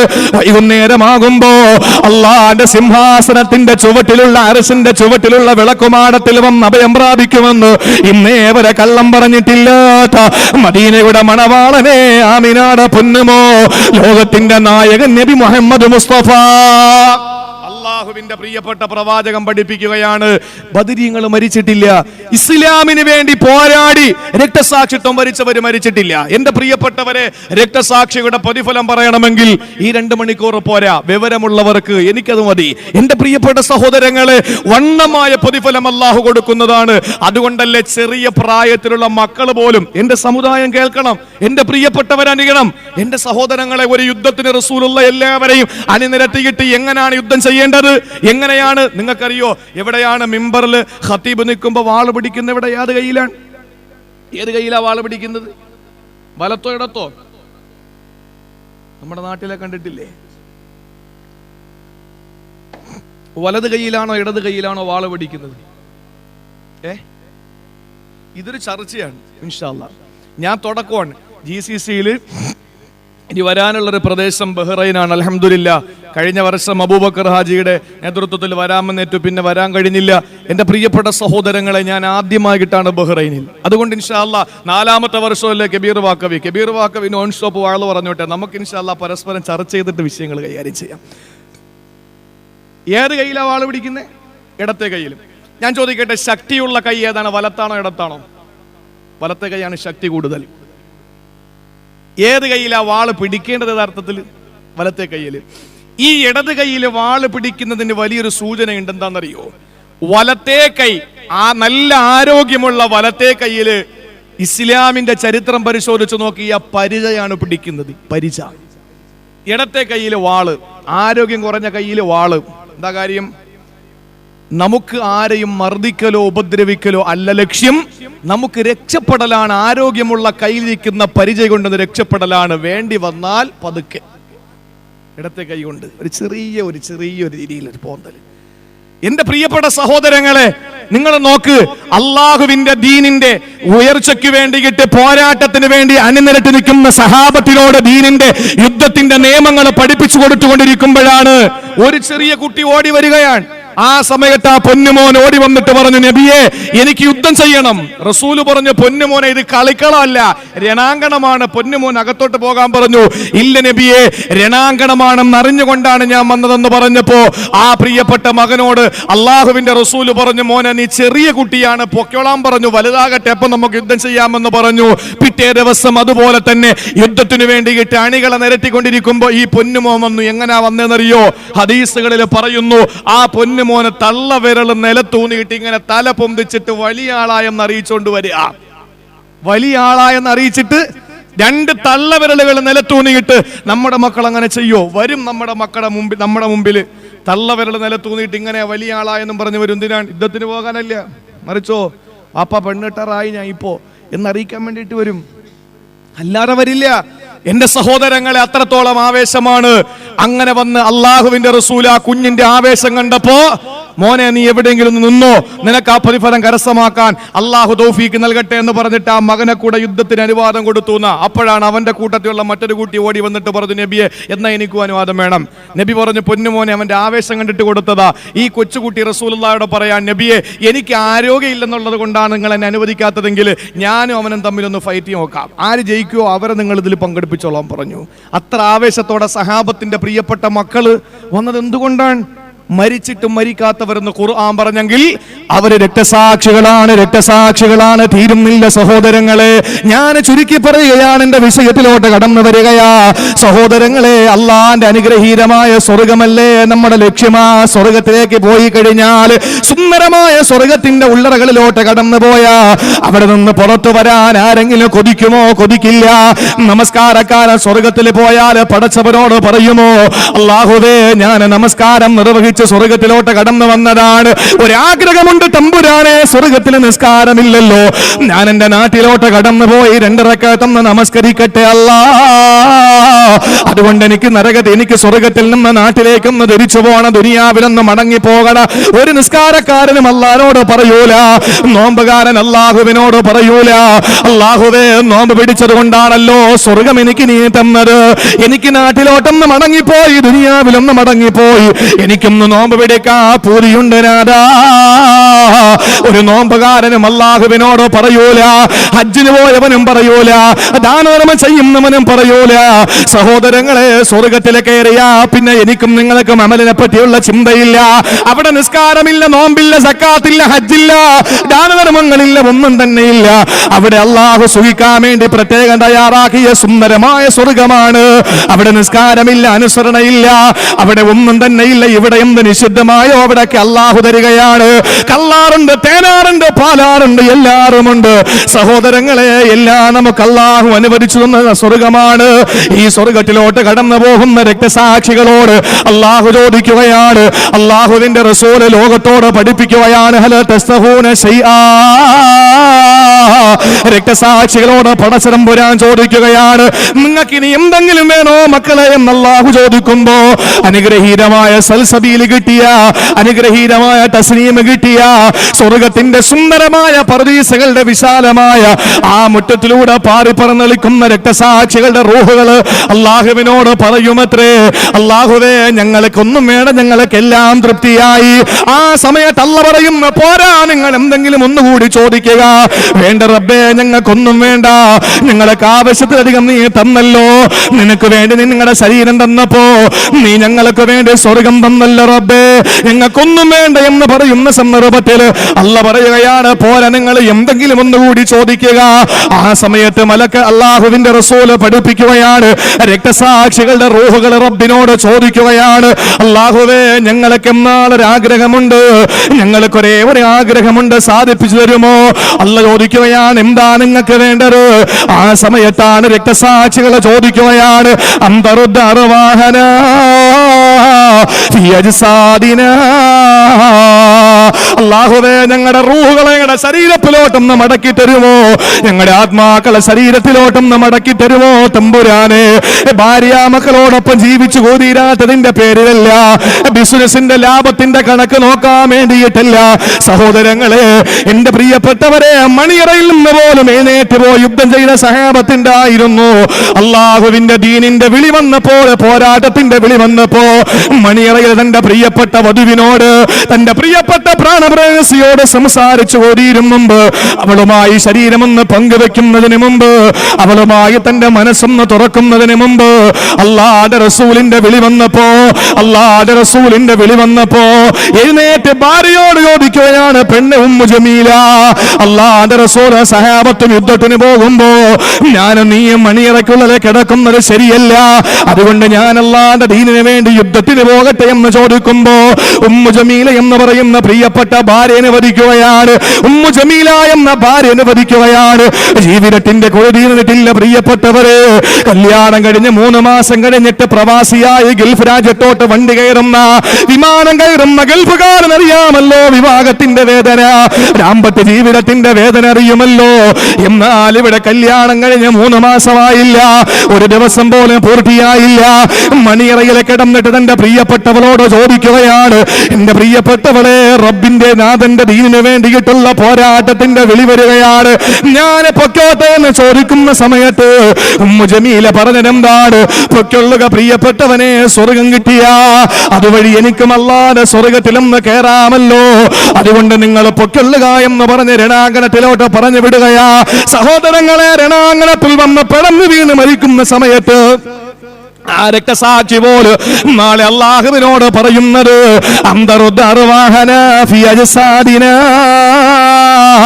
അല്ലാഹുവേ ഞങ്ങളുടെ റൂഹിനെ ഞങ്ങളുടെ ശരീരത്തിലോട്ട് മടക്കി തരണമെന്ന് പറയുന്നത് ഭാര്യയോടൊപ്പം ജീവിക്കാനല്ല, പൊന്നാര മക്കളെ താലോലിക്കാനല്ല, മറിച്ചോ അല്ലാഹുവേ 10 വട്ട രക്തസാക്ഷിയാകാൻ വേണ്ടിയിട്ടാണ്. നിസ്കാരക്കാരൻ സ്വർഗത്തിൽ പോയാ പിന്നെ നിസ്കാരത്തിന്റെ കഥ ഓർക്കൂല, നോമ്പുകാരൻ സ്വർഗത്തിൽ പോയാ പിന്നെ നോമ്പിന്റെ ചൈതന്യം അവന് മനസ്സിലാകൂല. പക്ഷെ രക്തസാക്ഷി സ്വർഗത്തിൽ പോയാൽ ശരീരത്തിൽ വെട്ടേറ്റതിന്റെ വേദന അവന് സുഖമായി തോന്നുകയാണ്. 1000 വേദനകൾ എന്റെ പ്രിയപ്പെട്ടവരെ അനുഭൂതികളായി, സന്തോഷമായി, സുഖമായി ആസ്വാദിക്കുന്ന ഏറ്റവും വലിയ സുഖാഡംബരമായി ശരീരത്തിൽ ആപരിച്ചു പോയ വെട്ടുപോലെ കാണുന്നവരാ രക്തസാക്ഷികൾ. സ്വർഗത്തിലോട്ട് പോയിട്ട് മടങ്ങി വരാ കൊതിക്കുന്നവരാ രക്തസാക്ഷികൾ. ചില്ലറ കാര്യമല്ല. സ്വർഗത്തിൽ പോയാലും തിരിച്ചു വീണ്ടും വരണമെന്ന് കൊതിക്കുന്ന ഒരേ ഒരു വിഭാഗം രക്തസാക്ഷികളാണ്. ഈ രക്തസാക്ഷികൾക്ക് അല്ലാഹു തആല കൊടുത്ത പ്രതിഫലം എന്റെ പ്രിയപ്പെട്ടവരെ വിവരിക്കാൻ നമുക്ക് കഴിയില്ല. ഒരൊറ്റ ഹദീസ് നബി തങ്ങൾ പറയുന്നു, ഒരു രക്തസാക്ഷിയുടെ തുള്ളി, ആദ്യത്തെ രക്തത്തിന്റെ തുള്ളി നിലത്ത് വീഴുമ്പോഴേക്കും അവന്റെ എല്ലാ പാപവും അല്ലാഹു പുറത്തു കൊടുക്കുകയാണ്. അത്രത്തോളം പുണ്യമുള്ള ഈ സ്വർഗത്തിലേക്ക് കടന്നുപോയ രക്തസാക്ഷികൾ എന്റെ പ്രിയപ്പെട്ടവരെ, മരിച്ചിട്ടും മരിക്കാത്തവരെന്ന് അല്ലാഹു പറഞ്ഞ, സ്വർഗത്തിൽ പോയി വീണ്ടും തിരിച്ചു വന്നിട്ട് അമൽ ചെയ്യാൻ പൂതിയുള്ള ഒരു വിഭാഗം രക്തസാക്ഷികൾ, അവർക്ക് കിട്ടുന്ന പ്രതിഫലം, അവർ ഇത് കിട്ടിയത് എന്തുകൊണ്ടാണ്? വാളും എടുത്തുകൊണ്ട് രണാങ്കണത്തിലേക്ക് ഇറങ്ങി. ചില്ലറ കാര്യമല്ല. യുദ്ധം ചെയ്തുകൊണ്ടിരിക്കുന്ന സമയത്താണ് ശത്രുവിന്റെ വാളിനിരയായിക്കൊണ്ട് തന്റെ വലത്തെ കൈയുടെ തോളല് വെട്ടിക്കളഞ്ഞു ശത്രു. ഒരു തോല്, ആ തൊലിയിൽ ഇങ്ങനെ വലത്തെ കൈ ഇങ്ങനെ ആടുകയാണ്. ഇടത്തെ കൈയിൽ വാളം പിടിച്ചുകൊണ്ട് ഓടുന്ന പാവപ്പെട്ട സഹാബിക്ക് ഈ ഒരു തോലിൽ തൂങ്ങിയാടുന്ന വലം കൈ തടസ്സമാണെന്ന് കണ്ടപ്പോൾ അയാൾ എന്ത് ചെയ്തെന്നറിയോ? ആ കൈ പതുക്കെ നിലത്തങ്ങ് വിരിച്ചിട്ട് വലത്തെ കാല് കൊണ്ട് വലത്തെ കൈയുടെ പുറത്തൊന്ന് ചവിട്ടി, എന്നിട്ട് മേപ്പോട്ടൊരൊറ്റ വലിയാണ്. ആ സമയത്ത് ശേഷിക്കുന്ന തോലിൽ നിന്ന് കൈ അങ്ങ് വിട്ടുമാറി ഇടത്തെ കൈ കൊണ്ട് ആ കൈ എടുത്തിട്ട് ദൂരേക്ക് വലിച്ചെറിഞ്ഞിട്ട് വീണ്ടും രണാങ്കണത്തിലേക്ക് പോയി. എന്തുകൊണ്ടാണ്? അവർക്കതിലൊരു സുഖം കണ്ടെത്തി. ഇത്രയും കഷ്ടപ്പെട്ട് അള്ളാഹുവിന് വേണ്ടി അവര് പോരാടി ജീവിതവും സമയവും രക്തവും സമ്പത്തും ഒക്കെ അള്ളാഹിന് കൊടുത്ത രക്തസാക്ഷികൾ, അവർക്ക് അള്ളാഹു കൊടുക്കുന്ന പ്രതിഫലം എന്റെ പ്രിയപ്പെട്ടവരെ, ഇനി ഞാൻ പറയാൻ പോകുന്ന വിഭാഗങ്ങൾക്ക് അള്ളാഹു തആല അവന്റെ പ്രവാചകൻ പറയുന്നു, ഈ പ്രതിഫലം നിങ്ങൾക്ക് കരഗതമാക്കാൻ ആക്കാൻ കഴിയും. അള്ളാഹു നമുക്ക് തൗഫീക്ക് നൽകട്ടെ. അതുകൊണ്ട് എൻ്റെ പ്രിയപ്പെട്ട സമുദായം, എൻ്റെ പ്രിയപ്പെട്ട സഹോദരങ്ങൾ, വളരെ ശ്രദ്ധയോടെ ഈ വിഷയം നിങ്ങൾ കേൾക്കണം. നാളെ ഉദ്ഘാടന പരിപാടികളൊക്കെ വളരെ കുറവാണ്. നാളെ കൃത്യം 8 മണിക്ക് തന്നെ 8:30 മണിക്ക് തന്നെ ഇൻഷാ അല്ലാഹ് നമ്മുടെ പരിപാടി ആരംഭിക്കും. ഇൻഷാ അല്ലാഹ് നാളെ പരിഭ്രാന്തിയോടെ പരലോകത്തേക്ക് എന്ന് പറയുന്ന വിഷയമാണ്. ആരും ആരെയും സഹായിക്കാനില്ലാതെ ഇപ്പോ അൽഹംദുലില്ലാഹ് നമുക്ക് എന്തെങ്കിലുമൊക്കെ ആവശ്യങ്ങൾ ഉണ്ടായാൽ സഹായിക്കാൻ ആളുണ്ട്. എന്തെങ്കിലും ബുദ്ധിമുട്ട് വന്നാൽ ഇവർക്ക് വലിയൊരു ലക്ഷ്യമുണ്ട്. പാവപ്പെട്ട കിഡ്നി രോഗം ബാധിച്ച് വൃക്ക സംബന്ധമായ രോഗം കഠിനമായ ആയിരക്കണക്കിന് ആളുകൾ ചികിത്സിക്കാൻ വകയില്ലാതെ കഷ്ടപ്പെടുമ്പോ എൻ്റെ പ്രിയപ്പെട്ടവരെ അവർക്കൊരു താങ്ങായി തണലായി നമ്മുടെ ഈ നാട്ടിലെ ബഹ്റൈനിന്റെ ഈ പ്രിയപ്പെട്ട സഹോദരങ്ങൾ, നമ്മുടെ ഇതിന്റെ സംഘാടകര് ഒരു തീരുമാനമെടുക്കുമ്പോൾ എൻ്റെ പ്രിയപ്പെട്ടവരെ സഹായിക്കാൻ ആളുണ്ട്. പരലോകത്ത് ആരുമാരെയും സഹായിക്കാനില്ലാത്ത 3 സ്ഥലങ്ങളുണ്ട്. അവിടെ 3 സ്ഥലങ്ങളിൽ ആരും ആരെയും സഹായിക്കാനില്ല. അവിടെ രക്ഷപ്പെടാനുള്ള 3 മാർഗം നാളെ ഞാൻ പറയാൻ പോകുന്നത്. അള്ളാഹു നമുക്ക് മനസ്സിലാക്കാനുള്ള തൗഫീക്ക് തരട്ടെ. അതുകൊണ്ട് ഇന്ന് നമ്മുടെ വിഷയം 5 വിഭാഗത്തിന് 5 അമലുകൾ ഞാൻ പറയും. വളരെ ശ്രദ്ധയോടെ അക്കമിട്ട് എൻ്റെ പ്രിയപ്പെട്ട സഹോദരങ്ങളോട് പറയും. ഇന്ന് നമ്മുടെ തുടക്ക ദിവസമാണ്. എല്ലാ രീതിയിലും തുടക്കത്തിൻ്റെതായ കുറവുകൾ ഏത് സദസ്സിലും ഉണ്ടാകും. ഇൻഷാ അല്ലാഹ് ഇവിടെ അങ്ങനെ ഒരു തടസ്സവും അങ്ങനെ ഒരു കുറവും ഇല്ലെങ്കിൽ പോലും ഇൻഷാ അല്ലാഹ് നാളെ നമ്മുടെ പരിപാടി, എൻ്റെ സമാപനവും നിങ്ങൾ ഓരോരുത്തരുടെയും ഇൻഷാ അല്ലാഹ് നമ്മൾ ഇവിടെ വന്നവരെ വരാത്തവരെ കൊണ്ടുവന്ന് ഇൻഷാ അല്ലാഹ് ഈ ധന്യമായ സദസ്സ് വൻ വിജയമാക്കി തീർക്കണമെന്ന് ഞാൻ എൻ്റെ പ്രിയപ്പെട്ട സഹോദരങ്ങളോട് പറയാണ്. അതുകൊണ്ട് നമുക്ക് മനസ്സിലാക്കാം 5 വിഭാഗത്തിന് അല്ലാഹു തആല 5 അമലുകൾ തന്നിട്ടുണ്ട്. അതുവഴി ഈ പറയപ്പെടുന്ന രക്തസാക്ഷികളുടെ കൂലി കരസ്ഥമാക്കാൻ കഴിയും. അല്ലാഹു തൗഫീക്ക് നൽകി അനുഗ്രഹിക്കുമാറാകട്ടെ. ആദ്യത്തെ ഒരു ദുആയാണ്.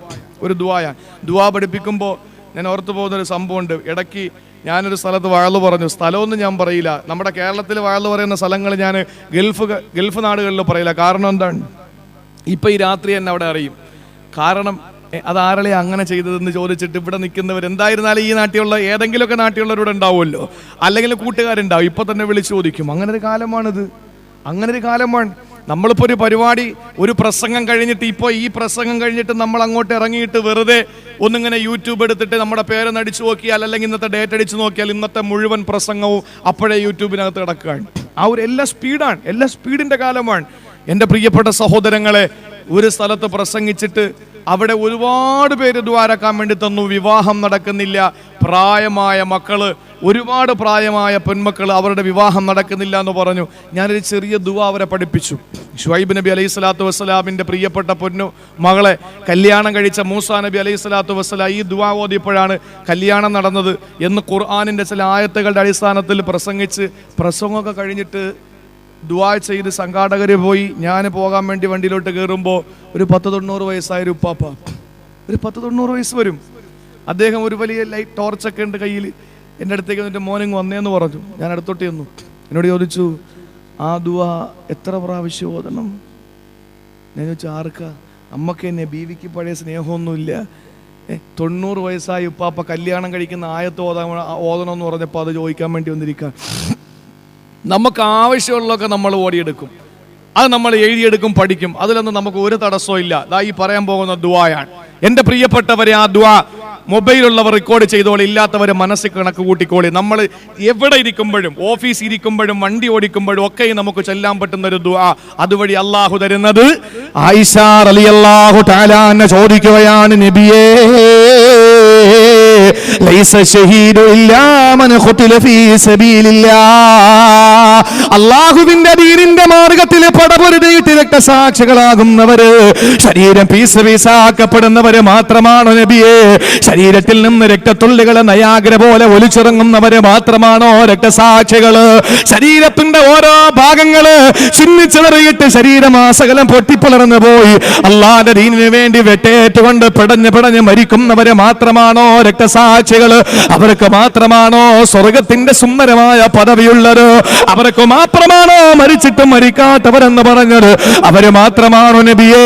അവര് മാത്രമാണോ രക്തസാക്ഷികളെന്ന് ചോദിക്കുമ്പോ, സഹോദരങ്ങളെ, ഓരോ അമലുകള് പറയുമ്പോൾ അതിന്റെ പ്രതിഫലം പറയുമ്പോ സഹാബത്തിന് വല്ലാത്ത വികാരമാണ്. അവർക്കത് കരകരമാക്കാനുള്ള വെപ്രാളമാണ്. സഹോദരങ്ങളെ, ആയിഷ ബീവി വന്നിട്ട് ചോദിക്കുകയാണ്, നബിയേ, ലൈസ വശഹീദു ഇല്ലാ മൻ ഖുതില ഫീ സബീലില്ലാഹ്. അല്ലാഹുവിന്റെ ദീനിനു വേണ്ടി പടപൊരുതുന്നവര്, ശരീരം പീസാക്കപ്പെടുന്നവര് മാത്രമാണോ രക്തസാക്ഷികളെന്ന് ചോദിക്കുമ്പോ ആയിഷ റളിയല്ലാഹു തആല അൻഹയുടെ ചോദ്യത്തിന് മറുപടി കൊടുക്കുകയാ. ആയിഷ ബീബി റളിയല്ലാഹു അൻഹ ഈ കാലഘട്ടത്തിൽ ഏറ്റവും ചർച്ച ചെയ്യപ്പെടുന്ന വ്യക്തിത്വമല്ലേ ആയിഷ റളിയല്ലാഹു തആല അൻഹ. സഹോദരങ്ങളെ, ആയിഷ ബീവി കാലഘട്ടത്തിന്റെ ചർച്ചയിലേക്ക് വലിച്ചിറക്കുന്ന മുസ്ലിം നാമധാരികൾ പോലുമുണ്ട്. ആയിഷ റളിയല്ലാഹു തആല അൻഹയുടെ ചരിത്രം പഠിക്കണേ ചെറുപ്പക്കാരാ. ഉമ്മഹാത്തുൽ മുഅ്മിനീന്റെ ചരിത്രം പഠിക്കണേ ചെറുപ്പക്കാരാ. ഇന്ന് 4 പെണ്ണ് കെട്ടുന്ന കഥ പറഞ്ഞുകൊണ്ട്, ബഹുഭാരിത്വത്തിന്റെയും ബഹുഭർത്തൃത്വത്തിന്റെയും കഥ പറഞ്ഞുകൊണ്ട്, കോടതികൾ പോലും ഇസ്ലാമിന്റെ ആദർശങ്ങൾ ആശയങ്ങളെ വെല്ലുവിളിയോട് നേരിടേണ്ട ഒരു ഗതികേടിലേക്ക് കാര്യങ്ങൾ എത്തിച്ചേരുമ്പോ ഇന്ന് മുസ്ലിം ചെറുപ്പക്കാരെ ചരിത്രം പഠിക്കുന്നില്ല. ചരിത്രം പഠിക്കാൻ എന്റെ പ്രിയപ്പെട്ട സഹോദരങ്ങളെ തയ്യാറാകുന്നില്ല. പഠിക്കണേ ചെറുപ്പക്കാരാ, പഠിക്കണേ പ്രിയപ്പെട്ട പെങ്ങളെ. ഉമ്മഹാത്തുൽ മുഅ്മിനീങ്ങളുടെ കഥ പഠിക്കണേ. ആയിഷ റളിയല്ലാഹു തആല അൻഹ റസൂലുള്ളാഹിയോട് ചോദിക്കുകയാണ്, നബിയെ, രക്തസാക്ഷികളെന്ന് പറയുന്നവര് ശരീര പീസാക്കപ്പെടുന്നവര് മാത്രമാണോ എന്ന് ചോദിക്കുന്ന സമയത്ത് ആയിഷ റളിയല്ലാഹു അൻഹ എന്ന് പറയുന്ന തന്റെ രാജകുമാരിയോട്, തമ്പുരാട്ടിയോട് മുത്തായ നബി തങ്ങൾ മറുപടി കൊടുക്കുകയാണ്, അല്ല ആയിഷ, ശരീര പീസാക്കപ്പെടുന്നവരെ മാത്രമാണ് രക്തസാക്ഷികളെങ്കിൽ ഇതനല്ല ഉമ്മത്തി ഇതല്ല ഖലീ, ഇന്ന ഉമ്മത്തി ഇതല്ല ഖലീ. എന്നാൽ എന്റെ സമുദായത്തിന്റെ രക്തസാക്ഷികൾ കുറഞ്ഞു പോകും, എന്റെ സമുദായത്തിന്റെ രക്തസാക്ഷികൾ കുറഞ്ഞു പോകും ആയിഷ. അതുകൊണ്ട് ശരീരം പീസാക്കപ്പെടുന്നവരെ മാത്രമല്ല, മാരകമായ മുറിവ് പറ്റുന്നവരെ മാത്രമല്ല, ശരീരത്തിന്റെ ഓരോ ഭാഗങ്ങൾ ചിന്നിച്ചെറി പോകുന്ന അംഗഭേദം വരുന്നവരെ മാത്രമല്ല ആയിഷ രക്തസാക്ഷികൾ എന്ന് പറയുന്നത് എന്ന് പറഞ്ഞിട്ട് പൊന്നാര നബി തങ്ങൾ പറയുകയാണ്, മനക്കോ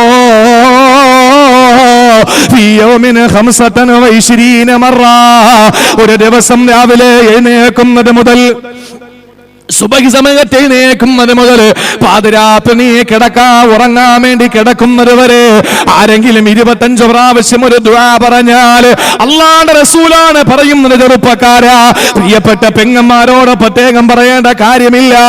ഇന്നിന്റെ സഹോദരിമാർക്ക് വലിയ മാറ്റമാണ് അൽഹംദുലില്ലാഹ്. ഈ ബഹ്റൈനിൽ വന്നിറങ്ങിയ സമയം മുതൽ ഞാൻ കേൾക്കാൻ തുടങ്ങിയ കാര്യമാണ്, ഉസ്താദേ, ആ വീട്ടിൽ സ്വലാത്തുണ്ട്, ഈ വീട്ടിൽ സ്വലാത്തുണ്ട്. 100 കണക്കിന് 150 കണക്കിന് സഹോദരിമാർ ഒരുമിച്ച് കൂടിയിട്ട് അല്ലാഹുവിന്റെ റസൂലിന്റെ പേരിൽ സ്വലാത്ത് ചൊല്ലി മുത്തായ നബി തങ്ങളെ നാളെ പരലോകത്ത് സാമീപ്യം കരസ്ഥമാക്കാൻ വേണ്ടിയിട്ട് ഈ ലോകത്ത് വെച്ച് റസൂലുള്ളാഹിന്റെ സുന്ദരമായ വദനമുണ്ടല്ലോ, അത് സ്വപ്നത്തിലൊന്ന് കിനാവ് കാണാൻ വേണ്ടിയിട്ട് കൊതിക്കുന്ന പെങ്ങന്മാർ, എന്റെ പ്രിയപ്പെട്ട ചെറുപ്പക്കാരെ, നമുക്ക് എപ്പോഴും പറയാൻ കഴിയുന്നതാ. ഉമ്മമാരോട് പ്രത്യേകം ഞാൻ ഓട്ടുകയാണ്, സഹോദരിമാരെ, ഇത് എഴുതി വെച്ചൊന്ന് പഠിക്കണേ, ഓതണേ, മറക്കണ്ട.